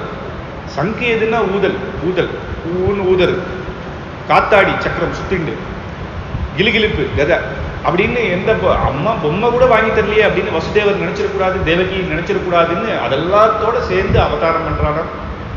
அவதாரம் அந்த குழந்தைய பார்த்த உடனேயே அவளுக்கு அப்பேற்பட்ட ஞானம் வந்துடுச்சு. அந்த பெருமாளை எப்போ துருவன் பார்த்த உடனேயே எல்லாரும் என்ன பண்ணுவாங்க, குழந்தை பெருமாள் சாவத்தோட நல்ல ஞானியா இருந்தா ஒரு பயம் வரும், இல்லை எழுந்து கை கூப்புவா, சேவிப்பா, ஆஹா எனக்கு நீர் சேவை கொடுத்தேரா அப்படின்னுவா. குழந்தை தானே, குழந்தை உடனே என்ன பண்ணிட்டுன்னா ஒரு அம்மா விட்டுட்டு போயிட்டு திருப்பி வந்தா என்ன பண்ணணும்னா நேர தூக்கிக்கோ அப்படின்னு. அப்படி பெருமாள் வந்த உடனே தூக்கிக்கோன்ட்டான். உடனே அவர் சங்கத்தாரால தொட்ட உடனே அப்படியே ஸ்தோத்திரமா சொல்றாங்க. அந்த குழந்தைக்கு அப்போ அக்ஷராபியாசம் ஆச்சோ கூட தெரியாது, அந்த குழந்தை படிக்கவே இல்லையே. ஆனா பெருமாளுடைய சங்கம் அப்படின்றது ஞானஸ்வரூபம், அப்படியே ஸ்தோத்திரமாக சொல்றாங்க. அந்த மாதிரி இவாளும் அந்த பகவான் அப்படி தரிசனம் பண்ணதுமே மகா ஞானமாக இருக்கா. உடனே வசுதேவர் சொல்றேன், விதிதோசி பவான் சாக்ஷாத் புருஷः பிரகிருதே பரஹ கேவலானுபவானந்த ஸ்வரூபः சர்வபிருத்ருக்கு அப்படின்னு உலகத்தை சர்வசாட்சியான பகவான் நீதான் அப்படின்னு என்று அறிந்து கொண்டேன். சிருஷ்டி ஸ்திதி எல்லாத்தையும் பரம சுலபமாக பண்ணக்கூடியவனான சர்வேஸ்வரன் நீதான் என்று அறிந்து கொண்டேன். ஜெகத்பிதாவான நீ, ஜகத்துக்கே பிதா, பிரம்மாவே தன்னுடைய நாபிக்கமலத்திலிருந்து அவதாரம் பண்றேன், பிரம்மாவுக்கே பிதா, அப்பேற்பட்டவன். அவனுக்கு ஆதி புருஷன், அவனுக்கு ஒரு அப்பா கிடையாது. ஆனா நான் என்ன என்ன என்ன பண்ணிட்டேன்னு எனக்கு நீ ஒரு பையனா பிறந்தியே, நான் என்ன பாக்கியம் பண்ணேன், தபசு பண்ணேன்னா? அப்படி எதுவும் தெரியலையே. தபசு பண்ணணும்னா கூட பகவான் வந்து பிறப்பான்னுலாம் கிடையாது. இல்லை நான் ஏதாவது ஒன்று வேண்டின்றேன்னா, யஜ்ஞயாகங்கள் பண்ணேன்னா, என்ன பண்ணேன்னு தெரியல. அதுவும் இந்த மாதிரி ஜெயிலில் இருக்கும் பொழுது இந்த சமயமா பார்த்து நீ இப்படி பிறந்தையே, ஆனால் நாங்கள்லாம் எப்பேற்பட்ட பாக்கியசாலி அப்படின்னு வசுதேவர் கொண்டாடுறார். உடனே தேவகி அம்மா அப்படியே அந்த குழந்தைய பார்த்த உடனே ரூபம் எத்தத் பிராஹுர் அவ்யக்தமாத்யம் பிரம்மஜோதிஹி நிர்குணம் நிர்விகாரம் சத்தா மாத்திரம் நிர்விசேஷம் நிரீஹம் சத்யம் சாக்ஷாத் விஷ்ணுர் அத்தியாத்ம தீபா அப்படின்னு சாக்ஷாத் மகாவிஷ்ணுவான உபனிஷத்துல யார் பரமபுருஷன் பரபிரம்மம் அப்படின்னு சொல்லியிருக்கோ, அக்ஷரமாய் அனானமாய் அச்சிந்தியமாய் அப்பிரமேயமாய் சகல காரணத்துக்கும் காரணமாய் சகல லோகத்துக்கும் ஜெகத்பிதாவான சர்வேஸ்வரன் வேதாந்தத்தில் சொல்லப்பட்ட வேதத்து உபனிஷத்துகளெல்லாம் சொல்லப்பட்ட பரம்பொருள் நீ அப்படின்னு ஸ்தோத்திரம் பண்றான். ஆச்சரியமா ஸ்தோத்திரம் பண்றான். நஷ்டே லோகே த்விபரார்த்தவசானே மகாபூதேஷ்வாதிபூதம் கதேஷு வியக்தே வியக்தம் காலவேகேன யாதே பவானேக சிஷ்யதே சேஷசங்க்யா அப்படின்னு ரெண்டு பரார்த்த காலம் லோகம் சிருஷ்டி உண்டு. அதுக்கப்புறம் பிரளயம். அந்த பிரளய காலத்துல பிரம்மலோகாதி வரைக்கும் இந்த ஜீவலோகம் 14 லோகமும் அழிஞ்சிரும். அப்படி அழியும் பொழுது ஒருத்தன், அழியாத ஒருத்தன் யார் இருக்கானோ, ஒரு பாலகனாக அந்த ஆளிலை மேல படுத்துண்டு ஒரு லோகமும் அழியும் போது தன்னுடைய காலை தன் வாயில் வெட்டு படுத்துட்டு இருக்க ஆளிலை கண்ணன் நீ. எல்லா லோகமும் அழியும் போது அழியாதவன் நீ. அதனால நீ சேஷன். பவானேக சிஷ்யதே சேஷசங்கா அப்படின்னு உனக்கு ஒரு திருநாமம். சேஷன் அப்படின்னா இன்னொரு அர்த்தம் என்னன்னா, பகவானுக்கு கைங்கரியம் பண்றவா சேஷன், அவன் சேஷி அப்படின்னு அர்த்தம். இங்க சேஷன் சொல்றது என்னன்னா, எல்லாரும் அழியும் பொழுதும் மிச்சப்பட்டவன் அப்படின்ற அர்த்தமா இருக்கும். அப்போ அப்படிலாம் ஸ்தோத்திரம் பண்ணி தேவகியும் வசுதேவர்களும் சந்தோஷப்பட்டு கண்ணனை பார்த்து சொல்றா, இப்படி ஒரு குழந்தையா, 4 கைகளோட சங்க சக்கரத்தோட குழந்தை இருந்தா அது லோகத்துல பார்க்க நல்லா இருக்காதுப்பா. நீ எனக்கு ஒரு குழந்தை மாதிரி 2 கைகளோட எனக்கு சேவை சாதிக்கணும். அதுவும் கம்சனுக்கு சங்க சக்கரத்தை பார்த்துட்டோன்னா மகாவிஷ்ணுன்னு தெரிஞ்சிடும். அப்போ இதுதான் அந்த 8வது குழந்தை. 8வது குழந்தைனாலும் இதுதான் இன்னும் அதிகமாகி உன்னை கொலை பண்ண வந்துடுவான். நீ எனக்கு ஒரு பாலகனாக நீ அப்படியே இரு அப்படின்னு கேட்குறான். உடனே பெருமாள் சொல்றேன், தேவகி வசுதேவர்கள் போன ஜன்மத்துல பெரிய தபசு பண்ணியிருக்கா. அந்த தபசுல நீ எனக்கு குழந்தையா வரணும் அப்படின்னு பகவானை வேண்டின்றதுனால தான் நான் அவதாரம் பண்ணேன். அதை உமக்கு புரிய வைக்கதான் இப்படி அவதாரம் பண்ணேன். ஆனா லீலைகள் அப்படின்னு பண்ணணும், மக்களோட மக்களாக இருக்கணும் அப்படின்னா இந்த 4 கைகளோட பிரயோஜனப்படாது. அதனால உங்களுக்கு பாலகனாகவே ஆகிறேன் அப்படின்னு கண்ணன் சொல்லி பாலகனாக ஆகிறான். அந்த குழந்தைய பார்த்த உடனே இத்தனாய் எப்படி ரூபம் எத்து பிராஹுர் அவ்யக்தமாத்யம் அப்படின்லாம் ஸ்தோத்திரம் பண்ணவா அந்த குழந்தைய பார்த்த உடனே கண்ணே அப்படின்னு தூக்கி கொஞ்சறானாம். கொஞ்சி நான் என்ன பண்ணேன், இந்த குழந்தையை இன்னும் பயப்படுறா, கம்சன் வந்தா நான் என்ன பண்ணுவேனோ அப்படின்னு சொல்லும் பொழுதே, அம்மா கவலைப்படாதீங்க, என்ன கோகுலத்துல நந்தகோபாலன் யசோதா அம்மா வீட்டுல என்னை விட்டுட்டு அங்க ஒரு குழந்தை பிறந்திருக்கு, அதை இங்க கொண்டு வந்துருங்கோ அப்படின்னு சொல்றேன். ததச்ச சௌரிர் பகவத் பிரச்சோதிதः சுதம் சமாதாய சசுகா காகிருஹத் யதா பஹிர்கந்து மிமேஷதர்வ்யஜா யயோகமாயா ஜனிநந்தஜாயய. அந்த நந்தகோபாலனுக்கு அங்க யோகமாயா அவதாரம் பண்ணியிருக்கா இல்லையா, அந்த குழந்தையை இங்க கொண்டு வந்து என்ன அங்க விட்டுருங்கோ அப்படின்னு சொல்றான். எப்படி விட முடியும்? ஜெயிலு பூட்டி இருக்கு, வெளில எத்தனை பேர் இருக்கா காவல்காரர்கள். அப்படியே தெரியாம வெளில போனாலும் மதுரா நகரத்துல ராத்திரி 11 மணி வரைக்கும் பெரிய சந்தைகள், மார்க்கெட்டு.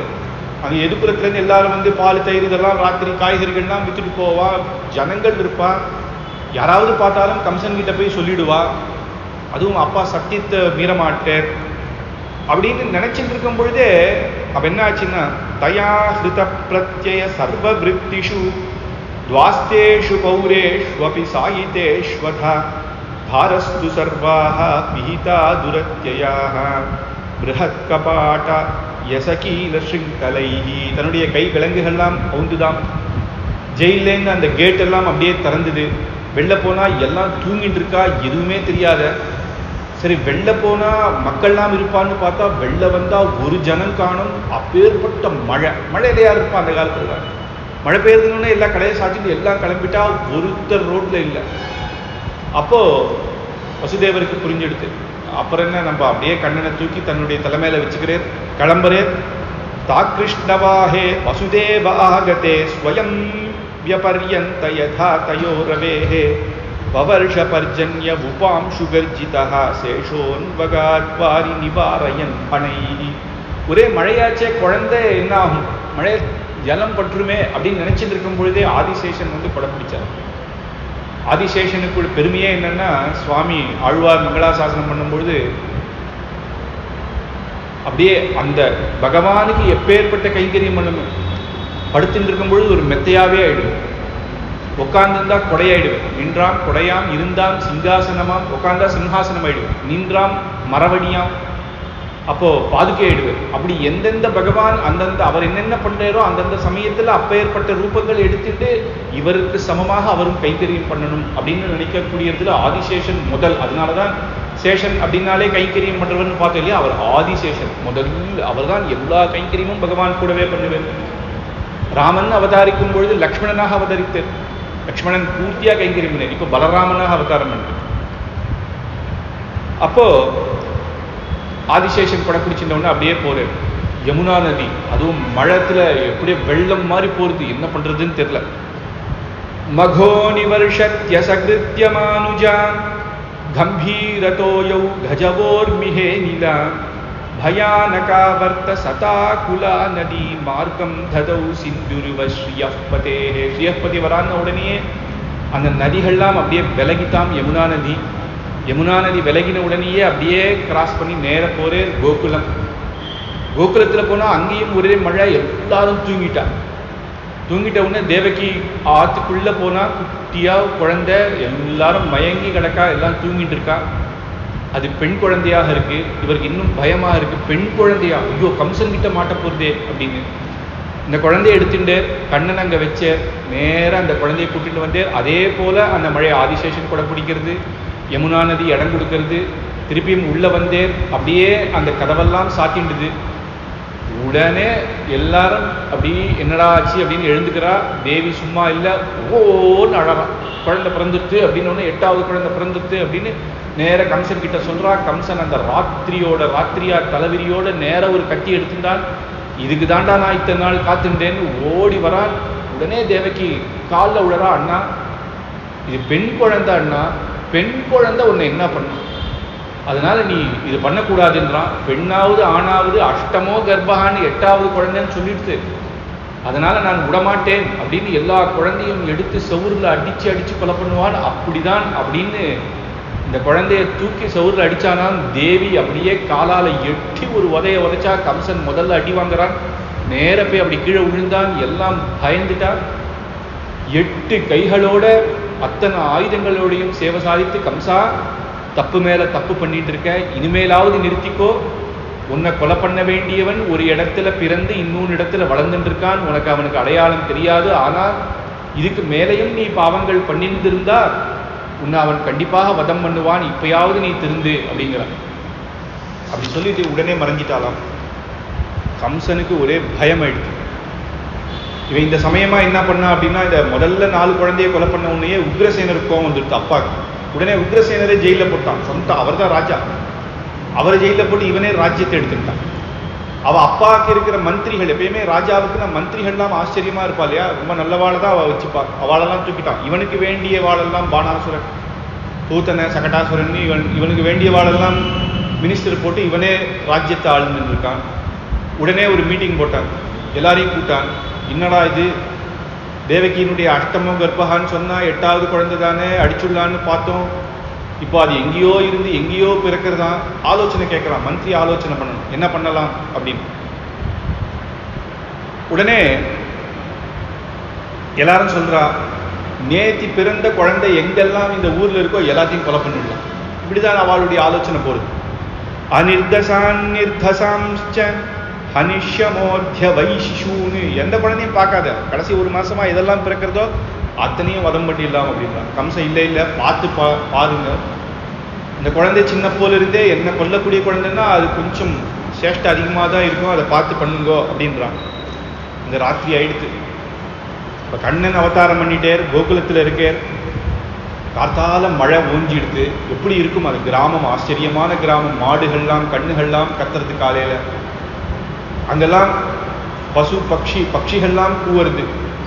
மழை நின்ற உடனேயே அந்த ஊர் ரொம்ப சுபிக்ஷமாக இருக்கு. அங்கங்க எங்கெல்லாம் அந்த கிணறு அதெல்லாம் தீர்த்தம் நிரம்பி ஆச்சரியமா இருக்கு. ஒவ்வொருத்தரா கோபிகள்லாம் காத்தால 5 மணிக்கே வந்துருவா. மழை பெஞ்சா கொஞ்சம் லேட் ஆகும், ஒரு 6:30 மணி அப்படிதான் வெளில வருது. கோலம்லாம் போடும்போதே ஒரு கோபி இன்னொரு கோபியை கேட்கிறான், யசோதைக்கு குழந்தை பிறந்துட்டானாமே, என்ன குழந்தை அப்படிங்கிறான். தெரியலடி, எங்க மாமியார் இப்பதான் பார்க்க போயிருக்கான்றான். இன்னொருத்தி வந்தா பெண் குழந்தைன்னு கேள்விப்பட்டேன்றான். இன்னொருத்தி சொன்னா இல்லடி ஆண் குழந்தை தான் அப்படின்னா. நீ பாத்தியா அப்படின்னா. நான் பார்க்கறதாவது அந்த குழந்தை என்னமா உருட்டி எல்லாரையும் பார்க்கறது தெரியுமா. ஒரு நாள் நேற்று பிறந்த குழந்தை எப்படியாவது அப்படி உருட்டி பார்க்குமா, அவ்வளவு அழகா இருக்குடி அப்படின்னு. அப்படியா? அவனா நந்தகோபாலன் யசோதை. அந்த நந்தகோபாலன் அந்த ஊருக்கு குட்டி ராஜா. அந்த கோக்கள் அந்த வம்சத்துல யாதவ குலத்துக்கு அவன் ராஜா இல்லையா. ராஜாவாத்துல ஒரு குழந்தை பிறந்துட்டு அவர் ரொம்ப நல்லவன், எல்லாருக்கும் நல்லது பண்ணக்கூடியவனா இருந்தா நம்பாத்துல ஒரு குழந்தை பிறந்தா மாதிரி தானே எல்லாரும் அவளுக்கு சந்தோஷம். அப்படியா, கண்ணனை பார்க்கணும் அப்படின்னு எல்லாரும் போறா. அங்க ஒரு பாட்டி உட்கார்ந்துட்டு இருக்கா. பாட்டி சொல்றான், என்னடி அவசரம், குழந்தை பிறந்த உடனே பார்க்க கூடாது, 11 நாள் ஆனும் அங்க வந்து புண்ணியாவச்சனம் பண்ணணும். ஏன்னா அம்மாவுக்கும் குழந்தை அப்பதானே பிறந்திருக்கு, மற்றவாளுக்கு இருக்கிற அந்த ஜுரமோ கோல்டோ அதெல்லாம் வந்துடும். இப்ப கூட நம்ம 11ஆவது நாள் தான் பார்க்கணும்னு பெரியவா வச்சிருக்காங்க. ஏண்டி அதுக்குள்ளே வரீங்க, என்ன அவசரம், 11ஆவது நாள் வாங்க அப்படின்றா. பாட்டி கையில குழந்தை. அவ சொல்றா, என்ன பாட்டி நீ மட்டும் குழந்தைய வச்சுட்டு இருக்க அப்படின்னு. அவ பாக்குறா, குழந்தை அவ்வளவு அழகா இருக்கு. உடனே கேட்கிறா, என்ன பண்ணு, குழந்தைய குடும்ப பாட்டி, என் கையில கொஞ்ச நாள் கூட அப்படிங்கிறா. என்ன பண்ணுவ நீ? அஹோ சிரசி தாரைய, இந்த குழந்தை எவ்வளவு அழகா இருக்கு, என்னுடைய சிரசுல நான் வச்சுப்பேன். இது என்ன பூவா, போங்கடி அப்படின்றான். நயனோ முகஸ்பர்சய அப்படின்னு அந்த கண்கள், பிஞ்சு கண்களை என்னுடைய கண்ணுல வச்சுப்போம். அந்த குழந்தையினுடைய பிஞ்சு கால்களை என்னுடைய நெஞ்சில வச்சுப்போம். அப்பேற்பட்ட குழந்தை குடு அப்படிங்கிறான். உடனே அங்க கோபி எல்லாரும் வந்துட்டா. எனக்கு காட்டுன்னு சொன்ன உடனே சரி எல்லார் கையிலையும் கொடுத்தா நல்லா இருக்காது, குழந்தைக்கும் வலிக்கு, ஒருத்தர் மாற்றி ஒருத்தர் எடுத்துட்டா. உடனே நந்தகோபாலன் பார்த்தார், சரி தொட்டில் கட்டிடலாம். 11ஆவது நாள் தொட்டில் கட்டிருந்தான் வழக்கம். இருந்தாலும் இந்த குழந்தை இத்தனை பேர் பார்க்க வந்துட்டா, தொட்டில் கொட்டி குழந்தைய வச்சிருவோம், எல்லாம் அவாவா பார்த்துட்டு போட்டோம் அப்படின்னு. கோப்யாக ஸ்மிருஷ்ட மணிகுண்டல நிஷ்ககண்டைஹி சித்ராம்பரஹ பதிசக்யாத்ய மால்யவர்ஷாஹ நந்தாலயம் நவலயா பிரஜதீர்விரேஜஹ வியாலோல குண்டல பயோதி ரஹாரசோபாக எல்லாம். அந்த ஊருக்கு ராஜாவுக்கே குழந்தை பிறந்தவன்னு எல்லாம் சலசலன்னு எல்லாம் ஓடி வரா. புது ட்ரெஸ் எல்லாம் போட்டுட்டு அவ ஒவ்வொருத்தர் மங்கள திரவியங்கள்லாம் எடுத்துன்னு வரா. சில பேர் மஞ்சள் எடுத்துன்னு வரா, சில பேர் ஆத்துல ஸ்வீட் பண்ணி எடுத்துன்னு வரா யசோதைக்கு. ஒவ்வொருத்தரும் அந்தந்த மங்களகரமான விஷயங்கள் எல்லாம் பட்டு எடுத்துன்னு வரா. அப்படி எடுத்துன்னு வந்து கண்ணனை பார்க்குற சாக்கிலையாவது ஏதாவது ஒன்று கொண்டு வந்து எல்லாரும் கண்ணனை பார்க்க வரா. அந்த தொட்டில் அந்த குழந்தை எல்லாரையும் முடிச்சு பார்க்கறது. குட்டி பசங்கள்லாம் போறது, திட்டுறா, குழந்தைகள்லாம் நீங்கள்லாம் வராதிங்கன்றா. ஒரு குழந்தை உள்ள போய் அந்த இடுக்குல போய் தொட்டு பார்க்கறது. தொட்டு பார்த்த உடனே வெளில சொல்லி, அந்த குழந்தை எப்படி இருக்கு தெரியுமா, நான் தொட்டு பார்த்தா எப்படி இருக்கு தெரியுமா, அப்படி சொல்ல முடியல. ஏன்னா மகான்களுக்கே சொல்ல முடியல இல்லையா பரபிரம்மஸ்வரூபத்தை, எப்படி சொல்ல முடியும்? இந்த குழந்தைகள் எல்லாமே ஞானிகள் தான். அந்த குழந்தைகள் அப்படியா, நான் போறேன் இது பாட்டி திட்டுவா, ஒருத்தரா போங்க, எல்லாரும் சேர்ந்து போகாதீங்க அப்படின்னு. அப்ப நந்தகோபாலன் அன்னைக்கே தொட்டில் போட்டு, அதுதான் பெரியாழ்வார் மங்களாசாசனம் பண்ற. பெரியாழ்வார் கண்ணனுடைய பாலலீலைகள் அத்தனையும் பாசுரமாக பாடிட்டு, மாணிக்கம் கட்டி வைரமிடை கட்டி ஆணி பொன்னால் செய்த வண்ண சிறு தொட்டில் பேணி உனக்கு பிரமன் விடு தந்தான் மாணிக்குரலனே தாலேலோ வையம் அளந்தானே தாலேலோ அப்படின்னு எல்லாரும் தாலேலோ பாடுறா. அந்த கண்ணனை பார்த்து எல்லாரும் சந்தோஷப்படுறா. சில கோபிகள்ல ஞானிகளானவள் காலுடைய ரேக்கைகளை பார்க்கறா. கால் ரேக்கையில சங்க சக்கரம் அவளுக்கு தெரியறதான். சாட்சாத் ஸ்ரீஹப்பதியான ஸ்ரீமன் நாராயணன் தான் இந்த குழந்தையாக அவதாரம் பண்ணானோ அப்படிங்கிறான். இன்னொருத்தி வரா, குழந்தை எவ்வளவு அழகா குண்டா இருக்கு பாரு அப்படிங்கிறான். இன்னொருத்தி திட்டா, குண்டா இருக்குன்னு குழந்தைய சொல்லலாமா? இப்பயே கண்ணு வச்சுட்டியே நாராயணா, நீதான் இந்த கண்ணு வச்சுட்டாலே இதெல்லாம் நீதான் குழந்தையை காப்பாற்றணும் திருஷ்டிப்படாம அப்படிங்கிற. உடனே குழந்தை இங்கு அப்படிங்கிறது. என்ன அப்படின்னா, நாராயணன் அங்க எங்க இருக்கான்? இங்கதான் தொட்டில உட்காந்துருக்கேன்னு. இந்த குழந்தைய அங்க விட்டுட்டு எல்லாம் மேல நாராயணான்றீங்களே அப்படின்னு இங்க அப்படிங்கிறதா. அப்படி எல்லாம் சந்தோஷப்படுறான். உடனே சந்தோஷம் இல்லையா, கோலாட்டம் எல்லாம். அன்னைக்கு குழந்தை, நேற்று ராத்திரி பிறந்த குழந்தை இன்னைக்கு எல்லாம் பார்த்துட்டா உடனே ஊர்ல எல்லா கோபிகளும் அவாவாத்து வாசல்ல கோலங்கள் போட்டு ஒவ்வொருத்தரும் ஆட்டம். தா ஆசீஷः பிரயுஞ்சனாஸ்திரம் பாஹீதி பாலகே ஹரித்ராச்சூர்ண தைலாதிபிஹ சிஞ்சிதோ ஜனமுஜ்ஜகுஹு அவாத்யந்த விசித்ராணி வாதித்ராணி மகோத்சவே கிருஷ்ணே விஸ்வேஸ்வரே நந்தே நந்தஸ்ய பிரஜயா பிரஜமாகதே கோபாஹ பரஸ்பரம் ஹ்ருஷ்ட்வா ததிக்ஷீரக்ருதாம் புவிஹி ஆசிஞ்சந்தோ விலிம்பரிதோ நவநீதைஸ்ச சக்ஷுஹு அப்படின்னு சிக்ஷுபுஹு. நவநீதங்கள்லாம் ஒருத்தர் மேல ஒருத்தர் அடிச்சுக்கிறா, பால் தயிரெல்லாம் கொட்டுறா. அந்த குழந்தை எப்படி இருக்கு அப்படின்னு எல்லாம் சொல்றா. கண்ணன் பிறக்காத, கிருஷ்ணன் விஸ்வேஸ்வரானந்தே பிறக்காத குழந்தன் பிறந்தான் அப்படிங்கிற. அதனால அவ்வளவு அவனுக்கு பிறப்புன்னே ஒன்று கிடையாது, நமக்கு தானே பிறப்பு. பிறக்காதவன் பிறந்தா எவ்வளவு சந்தோஷமோ அப்படி சந்தோஷப்படுறாளாம்.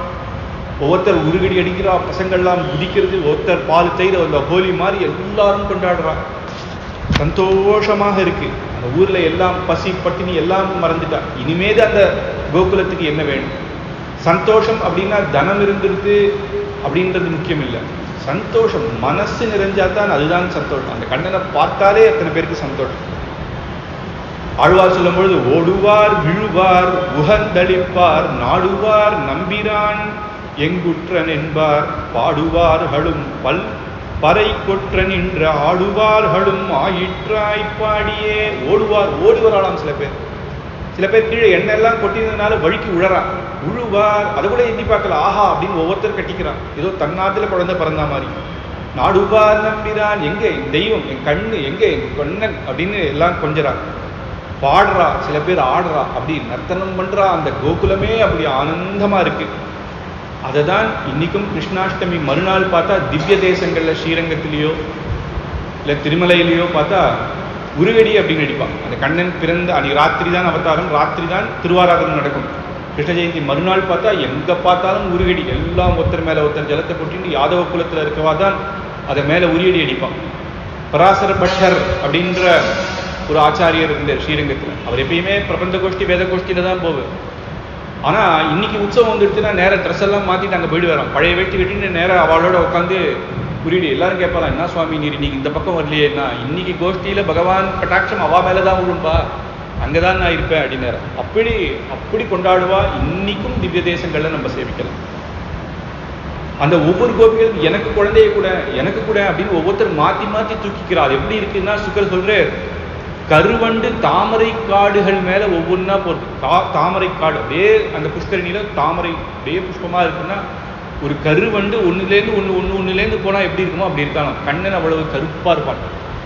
கருப்பு அப்படின்னா எப்படின்னா கார்மேனி நிறத்தாள். அந்த கார்மேகம் மழை பெய்யும் பொழுது ஒரு மேகம் கருக்கும். அது நமக்கு அப்படியே ஆனந்தமா மழை பெய்ய போகிறது அப்படின்னே நமக்கு ஒரு ஆனந்தத்தை கொடுக்கக்கூடிய அப்பேற்பட்ட கருமேகம். அதுதான் போத்தன வதத்திலையும் இவர் சொல்லும்போது சொல்றார், ராமனும் கருப்பு, அங்க தாட்டகாவதம் தாட்டகையும் கருப்பு. ஆனா இவா ரெண்டு பேருக்கு வித்தியாசம் இருக்குது. கருப்பிலேயே வித்தியாசமா என்ன கருப்பு அப்படின்னா, இவருடைய கருப்போ மேகம் போல, நீருண்ட மேகம், மழை பெய்யும் போது மேகம் போல. தாட்டக அவ கருப்பு எப்படி இருக்கு அப்படின்னா, ராத்திரியில கிராமத்துல நம்ம ராத்திரி பயமா இருக்கும், மரத்துக்கு நம்மளே போனா கூட நம்மளுடைய நிழலை பார்த்தாலே நமக்கே ஒரு பயம் வந்துடும், ஐயோ பேய் வந்துருத்தோ அப்படின்னு. அந்த மாதிரி கருப்பு அப்படிங்கிறது, அதுதான் வித்தியாசம். அப்படி கண்ணன் அப்பேற்பட்ட இதுவாக இருக்கான். எல்லாரும் ஒவ்வொருத்தர் தூக்கிக்கிறான். அப்படி குழந்தை ஒரு நாள் வச்சுட்டு இருக்கும் பொழுது கம்சன் தான் அனுப்பிச்சான் இல்லையா, பூத்தனை அனுப்புறான். முதல்ல பூத்தனை வரா. அங்க இந்த இவாளெல்லாம் பார்த்துட்டு ஒரு மகாலட்சுமி போல ஆச்சரியமான ஒரு வேஷத்துல வரா. அவ ராட்சசா என்ன நினைச்சா அப்படி மாறிடுவான். அப்படி ஒரு யாருக்கும் சந்தேகம் வரக்கூடாது அப்படின்னு பல நகைகள்லாம் போட்டுட்டு தம் கேசபந்த யதிஷிக்த மல்லிகாம் பிரஹன்னிதம் பஸ்தன கிருச்ச மத்தமாம் சுவாசனம் கம்பித கர்ணபூஷணம் த்விஷோல்லசத்குந்தல மண்டிதானனாம் அப்படின்னு ஆபரணங்கள்லாம் போட்டுட்டு அழகான பட்டு பாவாடை கட்டிண்டு அந்த இடத்துக்கு வரா. யசோதையும் நம்பிட்டா, யாரோ குழந்தையை பார்க்கத்தான் வரா அப்படின்னு. ஆனா கண்ணன் என்ன பண்ணான்னா, பாலகிருஹாஸ்திர விசின்வதி சிசு, குழந்தைய குளிச்சுட்டு போற ஒரு திருடிதான் வந்துட்டான்னு கண்ணனுக்கு தெரியும். இறுக்கி கண்ணை மூடிட்டான். அவன் என்ன பண்றான்னா, குழந்தைக்கு பால் தரா போல விஷத்தை கலந்து அந்த விஷத்தோட பால் தராள். அந்த விஷத்தை தரா அப்படின்னு கண்ணனுக்கு தெரிஞ்ச உடனேயே பிராணைஹி சமம் ரோஷ சமன்விதோ பிபத்து, பிராணத்தோட சேர்த்து அப்படியே உறிஞ்சிட்டானா. பிராணமே போயிடுச்சு. ஐயோ அப்படின்னு கீழே விழுந்தா. இவ வச்சையோ ஒரு தேவத்தை மாதிரி வந்தா, ஆனா கீழே விழும்போது ராட்சசி ரூபத்தில் அப்படியே விழுந்தா.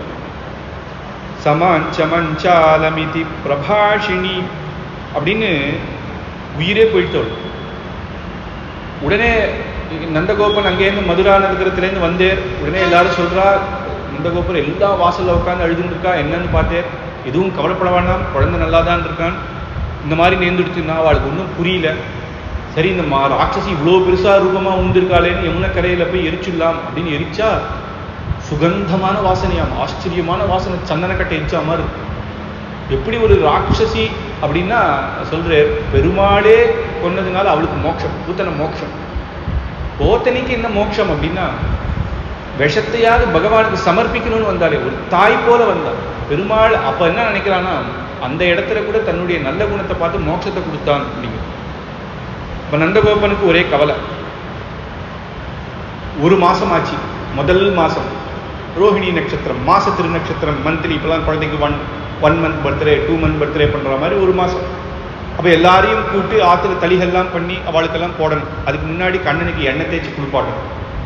எண்ணெய் தேய்ச்சி குளிப்பாட்டணும்னா, கண்ணனை குளிப்படணும்னா அத்தனை பேரும் வந்துட்டா கோபிகள்லாம். ஒருத்தி எண்ணெயை சுட பண்றா, ஒருத்தி தீர்த்தம் வெந்நீர் வைக்கிறா, ஒருத்தி கிளிகிளிப்பு வச்சுட்டு இருக்கா. இந்த கண்ணனை அப்படியே ஆடுவான், டக்கு டக்குன்னு கீழே உந்துருவான், குதிப்பான். அதனால அவனை யாராவது விளையாட்டு காட்டிகிட்டே இருக்கணும். தீர்த்தம் குத்தினா ஒவ்வொன்றும் வீல் நழுவான், அதை விளையாட்டு காட்டிகிட்டே இருக்கணும். அப்போ ஒருத்தி தவல் வச்சுட்டு இருக்கா. அப்படி ஒவ்வொருத்தர் கைங்கறி நீ கோவிலில் பார்க்கலாம், அர்ச்சா ரூபத்தில் ஒவ்வொருத்தர் அப்படியே ஒருத்தர் தீபம் வச்சுட்டு அப்படியே பெருமாளுக்கு ரெடியாக வச்சுட்டு இருப்பான். அந்த மாதிரி யசோதை நேர வர குழந்தைக்கு எண்ணெயெல்லாம் தடவி விட்டுறான். எண்ணெயெல்லாம் தடவி தன்னுடைய பிஞ்சு கால்கள் கைகள் எல்லாத்துக்கும் எண்ணெய் தடவி குழந்தை தலையிலெல்லாம் எண்ணெயை வச்சு கண்ணன் அலங்காரத்தோட வந்தா ஒரு அழகு. ஆனா இந்த குளிக்க தீர்த்த மறைச்சு அப்போ ஒரு அழகு.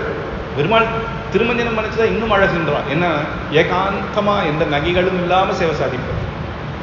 அப்படி இருக்கும்போது அந்த குழந்தை அப்படியே குழன்று சின்ன சின்ன முடிகள் அப்பதான் வளர்ந்து அந்த குழந்தைய நேர தன்னுடைய காலில் போட்டுக்கிறான். அப்படி திருப்பி போட்டு காலில் போட்டுக்கிறான். தேவர்கள்லாம் வந்துட்டாலாம் மேல. எப்பேற்பட்ட பாக்கியசாலி. பிரணதசுர கிரீட்ட பிராக்தமந்தாரமாலா விகலித மகரந்த ஸ்னிக்த பாதாரவிந்தா அப்படின்னு சுவாமி தேசிகன் திருவஹீந்திரபுரத்தில் இருக்க தேவநாதன மங்களாசாசனம் பண்றது. பசுபதி விதி பூஜ பத்மபத்ராயதாட்ச பணிபதி புரநாத பாத்துமாம் தேவநாத. அந்த தேவநாதனுடைய திருவடியில பார்த்தா ஒரே இதுவா இருக்கு, தேன்களாக இருக்கு. என்னடா தேன்கள் அப்படின்னு பார்த்தா தேவர்கள்லாம் வந்து சேவிக்கிறார். அவளுடைய கிரீட்டத்துல மந்தார மாலைகள்லாம் சூடின்னு இருக்கா. அப்பேற்பட்ட தங்க கிரீட்டம், அதுக்கு மேல மந்தார மாலைகள்லாம். அதோட வந்து பெருமாள் திருவடியில சேவிக்கும் பொழுது அந்த மந்தார புஷ்பத்துல இருக்கக்கூடிய தேன்கள் பகவானுடைய திருவடியில பட்டு பட்டு பட்டு திருவடி ஃபுல்லா தேனா இருக்கு. அப்படி தேவர்கள்லாமே அந்த திருவடிய சேவிக்கக்கூடிய அப்பேற்பட்ட சர்வேஸ்வரன் பரபிரம்மம், அம்மா யசோத நீ என்ன பாக்கியம் பண்ணமா, உன்னுடைய காலில் இப்படி கிடக்கானே அப்படின்னு எல்லாரும் சந்தோஷப்படும். 7 புவனங்கள் படைத்தவனை கையிலேந்தி பாலூட்டி தாலாட்ட என்ன தவம் செய்தனை யசோதே அப்படின்னு சந்தோஷப்படுறான். அந்த குழந்தைய ஆச்சரியமா குளிப்பாட்டுறான். சீக்காப்பொடியெல்லாம் தேய்ச்சி குளிப்பாட்டி குழந்தை அழாம இருக்க கிளுகிளுப்பெல்லாம் காமிச்சு அதுக்கப்புறம் உடனே தொடச்சிடணும். அந்த எண்ணெயெல்லாம் எண்ணெய் தேய்க்கிறான்னா எண்ணெய் ரொம்ப நாயும் ஊறக்கூடாது, எண்ணெய் உள்ளேயும் போகக்கூடாது குழந்தைக்கு. அது சமமா தேய்ச்சி உடனே குழந்தைய நல்லா தேய்ச்சி விட்டு உடனே தொடச்சி தூப்பங்கள்லாம் போட்டு மெய்யிட்டு தன்னுடைய நெத்தியில மெய்யிட்டு கண்களெல்லாம் மெய்யிட்டு திருஷ்டி பொட்டு ஒன்று வச்சு அந்த குழந்தைக்கு காலில் கொலுசெல்லாம் போட்டு அந்த ஒரு சின்ன துணியை ஒன்று கட்டி விட்டு அப்படியே கண்ணன் என்ன பண்ணான் அப்படின்னா தூங்கிட்டான். அதான் திருமஞ்சனம் பண்ண அந்த குழந்தையை குளிப்பாட்டுறதுக்கே அவ்வளோ பண்ணணும். அதான் ஆழ்வார் சொல்லும் பொழுது அப்பம் கலந்து சிற்றுண்டை அக்கார பாலில் கலந்து சொப்பிட நான் சுட்டு வைத்தேன் சோத்தம்பிரான் இங்கே வாராய். கண்ணா யசோத சொல்றா, குளிச்சிரு, சமுத்தா குளிச்சிரு, நான் உனக்கு ஸ்வீட் எல்லாம் தரேன், மாணிக்கமே என் மணியே மஞ்சனமாட நீ வாராய் அப்படின்னு கொஞ்சம் ஒவ்வொன்றா கொண்டா. தொலைச்ச உடனே அந்த குழந்தை என்னன்னா சஞ்சா தனித்ராட்சம் அசேஷ்ய துஷ்ணைஹி அப்படின்னு குழந்தை தூங்கிடுதான்.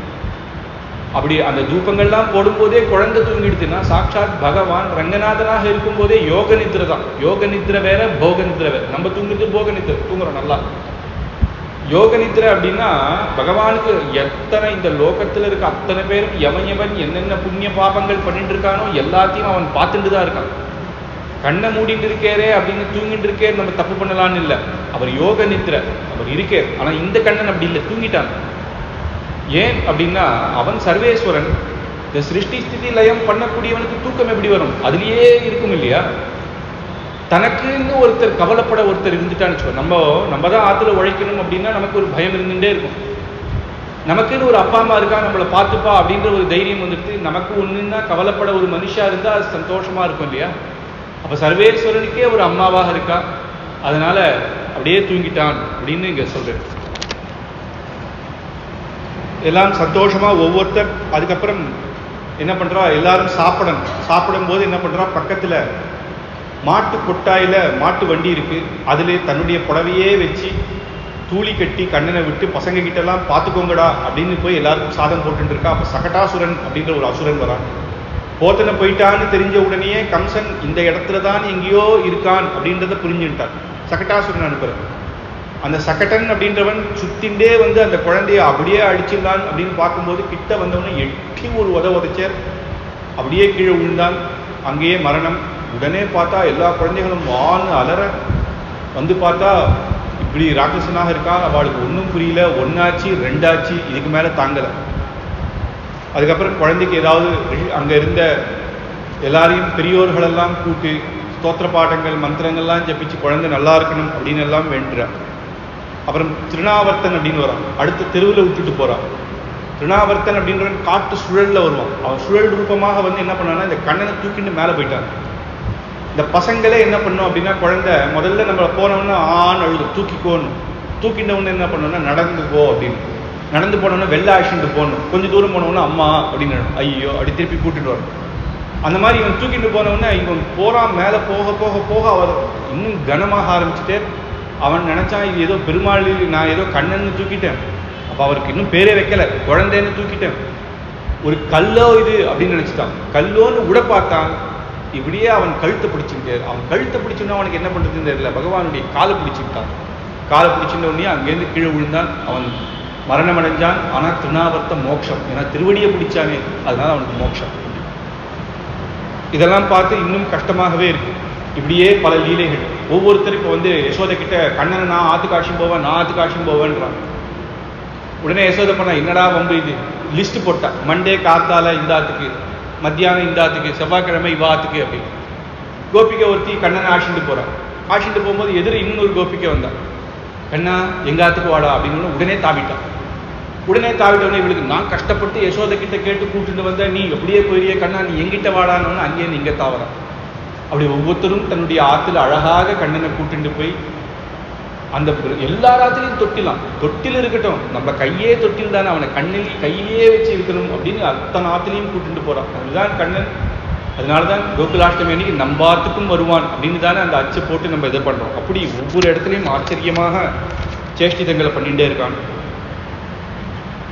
அப்புறம் குழந்தை தவழ ஆரம்பிச்சது. தவழ ஆரம்பிச்ச உடனே என்னன்னா இவனே ஒவ்வொருத்தராத்துக்கும் போறான். அவ என்ன கூட்டும் போகுது, ஒரே மண்ணிலெல்லாம் 2 மாட்டு வாலியும் பிடிச்சுட்டுருவானா. உடனே ஒரு கோபிகை சொல்லுவாளாம் யசோதை கிட்ட மாடு இழுத்துட்டு போயிடுதுன்னா குழந்தை என்னமா ஆகும் அப்படின்னு. நீ வேற, அந்த மாடு படுற பாடு இருக்கே, இவன் பிடிச்சுட்டா அது கதறதுங்க அப்படின்னு. அப்படி கொஞ்சம் கொஞ்சமா சேஷ்டைகள் பண்ண ஆரம்பிச்சான். அம்மா எழுந்த உடனேயே தலிக பண்ணணும் அப்படின்னா இவனை ஒரு இடத்துல உட்கார வைப்பான். தான் இப்படி உப்பு போட்டு வேற தேடும்போது உப்பை போட்டது பார்த்தானோ இல்லையோ இவன் ஒரு உப்பு அள்ளி போடுவான். இங்க இருக்கிறது இதை உடைப்பான். அப்படி இப்படி யசோதா அம்மா ஒரு பக்கம் திரும்ப முடியாது, பரவாயில்ல யாராவது ஒருத்தர் குழந்தைய பார்த்துக்கவாது வருவாளா அப்படின்ற அளவுக்கு பண்ணிடுவாங்க. அப்படி ஒரு வருஷ காலமாகும் பொழுது கண்ணனுக்கு பேர் வைக்கணும் அப்படின்னு. ஏன்னா இத்தனை நாளா ஏன் வைக்கல, 11ஆவது நாளே பேர் வைப்பா. அப்போ கிடைக்கல ஆள். அவர் சாண்டில்யர் அப்படின்னு அவ குலகுரு அவர் இல்லை. அந்த சமயமா குழந்தைக்கு பேர் வைக்கலாம் அப்படிங்கும் போதே கர்காச்சாரியர் அந்த பக்கமா கர்காச்சாரியரை நந்தகோபாலன் சேவிச்சு இந்த குழந்தைக்கு நீர்தான் பேர் வைக்கணும் அப்படிங்கிறது. ஆனா கர்காச்சாரியர் சொல்றாரு, கர்கஹா புரோஹிதோ ராஜன்னே மதுரானாம் சுமாஹதபாஹ. நான் வசுதேவனுக்கு அந்த குலத்து குரு. நான் இங்க குழந்தைக்கு பேர் வச்சேன்னா கம்சன் என்ன நினைப்பான்னா, எந்த குழந்தைக்கெல்லாம் கர்காச்சார் பேர் வைக்கிறதோ ஒருவேளை அது வசுதேவன் அனுப்பிச்சு வச்சிருப்பான், அவன் குழந்தையா இருக்கும்னு நினைச்சு இந்த குழந்தைய கொலை பண்ண வருவான்ப்பா, வேணாம் அப்படிங்கிறது. ஆனா நந்தகோபாலன் சொல்றான், குழந்தைக்கு எவ்வளவோ கஷ்டங்கள் 3 ராட்சசர்கள் இது வரைக்கும் இங்க போயிட்டான். அதனால நீர்தான் மங்களத்தை வைக்கணும், நீர் பெரியவர் மகான், நீர்தான் அந்த பேர் வைக்கணும் அப்படின்னு சந்தோஷப்படுற. உடனே பலராமன், ரோஹிணிக்கு பிறந்தவன் பலராமர், இவர் கண்ணன். ரோஹிணிக்கு பிறந்த குழந்தைக்கு முதல்ல அவன் தான் பெரியவன், அதனால அவருக்கு முதல்ல பேர் வைக்கணும் அப்படின்னு அயம்பி ரோஹிணி புத்ரோ ரமயன் சுஹ்ருதோ குணைஹி அக்யாஸ்யதே ராம இதி பலாதிக்யாத் பலம் விதுஹு அப்படின்னு இவன் பலசாலியாக இருக்கிறதுனாலையும் ரமணீயமாக இருக்கிறதுனாலையும் ராமன் பலராமன் அப்படின்ற ஒரு திருநாமம். அது இல்லாமல் இது வெள்ள சொல்லல, அவருக்கு தெரியும். அவர் அங்க தேவகியினுடைய கர்ப்பத்திலிருந்து ஆகர்ஷணை பண்ணி கொண்டு ரோஹிணி கிட்ட வச்சதுனால சங்கர்ஷணன் அப்படின்ற ஒரு திருநாமத்தையும் வைக்கிறார் பலராமன். அதுக்கப்புறம் கண்ணனை பார்த்தவன்னு சொல்றார், பகூனி சந்தி நாமானி ரூபாணி ச சுதஸ்யதே குணகர்மானு ரூபாணி தான்யஹம் வேதனோ ஜனாஹா. இவனுக்கு எத்தனையோ பேர் வைக்கலாம்ப்பா, 1000 நாமம். விஸ்வம்பிஷ்டர்வ ஷட்காரோ பூதபவ்ய பவத் பிரது பூதகிருத் பூதபிருத்பாவோன்னு சொல்றார் நந்தகோபாலன் சொல்றான். இப்படி ஒரு பேரா? ஒருவேளை குழந்தைக்கு சாசனாமம் சொல்றாரோ என்னவோ, மங்களா சாசனம் பண்ணிட்டு இருக்கே அப்படின்னு இப்படிலாம் பேரா? பூத்தம் இப்படின்னா அதுக்கெல்லாம் பெரியோர்கள் வியாக்கியானம் பண்ணாதான் நமக்கு புரியும். குழந்தைக்கு ஆச்சரியமா பேர் வைங்களேன் அப்படிங்கிறார். உடனே சொல்றார், இவன் எப்பேற்பட்டவன் தெரியுமா? வசுதேவனுக்கு பிறந்ததுனால வாசுதேவன் அப்படின்ற பேர் வைக்கிறார். அதை வெளில சொல்லல, வாசுதேவன். நாராயணன் அப்படின்னு இவன் ஆசிரியத்தவர்களுக்கு சத்ருவே இருக்க மாட்டா அப்படின்றதுனால நாராயணன் அப்படின்ற ஒரு திருநாமமும் வைக்கிறார்.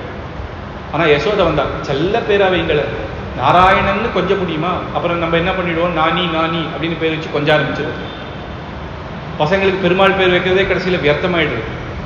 செல்ல பேரா வைங்களேன் அப்படின்னா உடனே சொன்னார், கிருஷ்ணன் கண்ணன் அப்படின்னு. அது கிருஷ்ணன் தான் கண்ணன் கொஞ்சர பேரா வச்ச உடனே அது என்னைக்கு அந்த பலன் வச்சதோ இல்லையோ, இன்னைக்கும் நம்பாத குழந்தைகளும் கண்ணா அப்படின்னு நம்ம கூப்பிடுறோம்.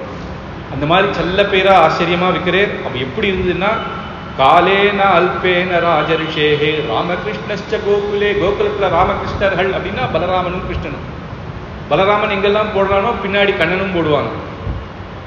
அவர் என்னன்னா வெள்ளி பனிமலை குட்டன், வெள்ளையா இருப்பான் பலராமன். இவன் கருப்பா இருப்பான், பின்னாடியே இவன் கரும் குட்டன் அப்படின்னு இவன் பின்னாடியே ஓடுவான். அப்படி வெள்ளை கருப்பா அப்படியே ஓடுவான். ஒவ்வொருத்தரா ஒவ்வொரு ஆத்துல கொஞ்சம் கொஞ்சமா வரான். ஒரு மாமி ஆத்துக்காரர் ஏதாவது பால் போட்டு சாப்பிடணும் அப்படின்னு சர்க்கரை இல்லை, போய் யசோதா ஆத்துல போய் வாங்கிட்டு வா அப்படிங்கிறான். போறா, கண்ணனை பார்க்கறா, கண்ணனோடையே விளையாட ஆரம்பிச்சிட்டா. போனவ வரவே இல்லை, 20 நிமிஷம் ஆச்சு. உடனே மாமியார் திட்டுறா, இந்த பொண்ணு இப்படிதான்பா, எந்த வேலையும் பண்ண மாட்டேங்கிறது, நான் போய் பார்த்துட்டு வரேன்னு போறா. அங்க போறா, கண்ணனை பார்க்கறா, அவளும் விளையாட ஆரம்பிச்சுட்டா. யசோதையும் இவா எதுக்கு வந்தான்றது மறந்து போயிட்டா, எல்லாம் கண்ணனோட விளையாடிட்டு இருக்கா.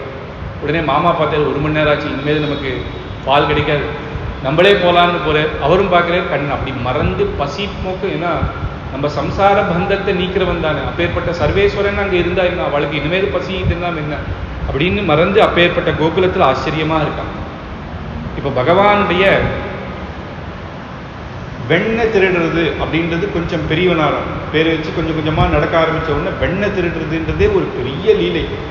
இதனுடைய தத்துவம் என்னென்னா, வெண்ணெய் வெள்ளையாக இருக்கும் அப்படின்னா, வெள்ளையான நல்ல மனசு ஹிருதயம் இருக்கிறவாளுடைய ஹிருதயத்தை சித்தத்தை பகவான் திருடிடுவான்னு, அது உயர வச்சிருப்பா அப்படின்னு, உயர்ந்த எண்ணங்கள் இருக்கிறவாளை பகவான் இது பண்ணுவான் அப்படின்னு அது உருகும். அப்படி கஷ்டப்பட்டு அது யாரும் நல்லதே நினச்சி அந்த உருகிறாலும் அப்பேற்பட்டவா அந்த மனசு இருக்கிறவாளை சித்தத்தை அவன் எடுத்துருவான் அப்படின்றது தான் அந்த தத்துவம். கோபிகள்லாம் யசோதை கிட்ட ஒரு நாள் வந்து சொல்றான், இந்த கண்ணன் என்னாத்துக்கு அனுப்பு எங்காத்துக்கு அனுப்புன்னு சண்டை போட்ட காலம் போய் இந்த கண்ணனை எங்காத்துக்கு அனுப்பாத, இவன் படுத்துறான்னு எல்லாரும் ஒரே கம்ப்ளைண்ட். அப்போ ஒரு கோபி வந்து சொல்றாளாம், வத்சான் முஞ்சன் क्वचित समये क्रोश संजातः सह, எங்காத்துக்கு வந்தான், கண்ணுக்குட்டி எல்லாம் அவுத்து விட்டுட்டான். கண்ணுக்குட்டியை ஏண்டா அவுத்து விட்டா, அது போய் பால் சாப்பிடுறது, அதுக்குன்னு ஒரு சமயம் இருக்கு, சாயங்காலம் தானே பால் சாப்பிடணும், இந்த மாதிரிலாம் பண்றான் யசோதே. கண்ணா நிஜமா பண்ணியா கேட்டேன், கண்ணா ஏண்டா கண்ணுக்குட்டி அவுத்து விட்ட, எனக்கு இது பழக்கம் அப்படிங்கிறான். இது பழக்கமா, இது ஒரு பழக்கமா? கண்ணன் போய் சொல்ல மாட்டான். என்ன பழக்கம் அப்படின்னா, சம்சார பந்தத்திலிருந்து இந்த ஜீமாத்மாவை விமுக்தி கொடுக்கிறவன் அவன் அப்படின்னு அர்த்தம். அதனால அவனுக்கு அது பழக்கம். உடனே சொல்றான், அதுக்குன்னு ஒரு சமயம் இருக்கேடா அப்படின்னா, அவன் சொல்றான், வச்சித்த சமயே, இதுதான் நல்ல சமயம். இதுதான் நல்ல சமயம்னா, அவதாரத்துல பூமியில வந்தவொடனே இப்பதானே அவன் எல்லாருக்கும் முக்தியை கொடுக்க முடியும், வைகுண்டத்திலேருந்து கொடுக்கறத விட இப்ப வந்திருக்காங்க, இதுதானே நல்ல சமயம் அப்படிங்கிறான்.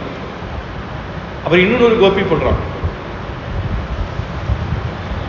ஸ்தேயம் ஸ்வாத்யத்மாத்ய ததிபயஹ கல்பிதைஹி ஸ்தேய யோகைஹி.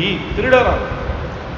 ஒரு மாமியாரும் மருமகளும் அந்த கிராமத்துலலாம் என்ன பண்ணுவான்னா, நிறைய நாள் துணியெல்லாம் துவைக்கணும், பாத்திரம்லாம் தேய்க்கணும் அப்படின்னா எல்லாத்தையும் எடுத்துட்டு காத்தால கதவை பூட்டிட்டு சாவி அங்கேயே வைப்பா. அவளுக்கு திருட்டு பயம் கிடையாது, இந்த ஜந்துக்கள்லாம் உள்ள போகக்கூடாதுன்னு ஒரு கதவை சாட்டி அங்கே வைப்பா.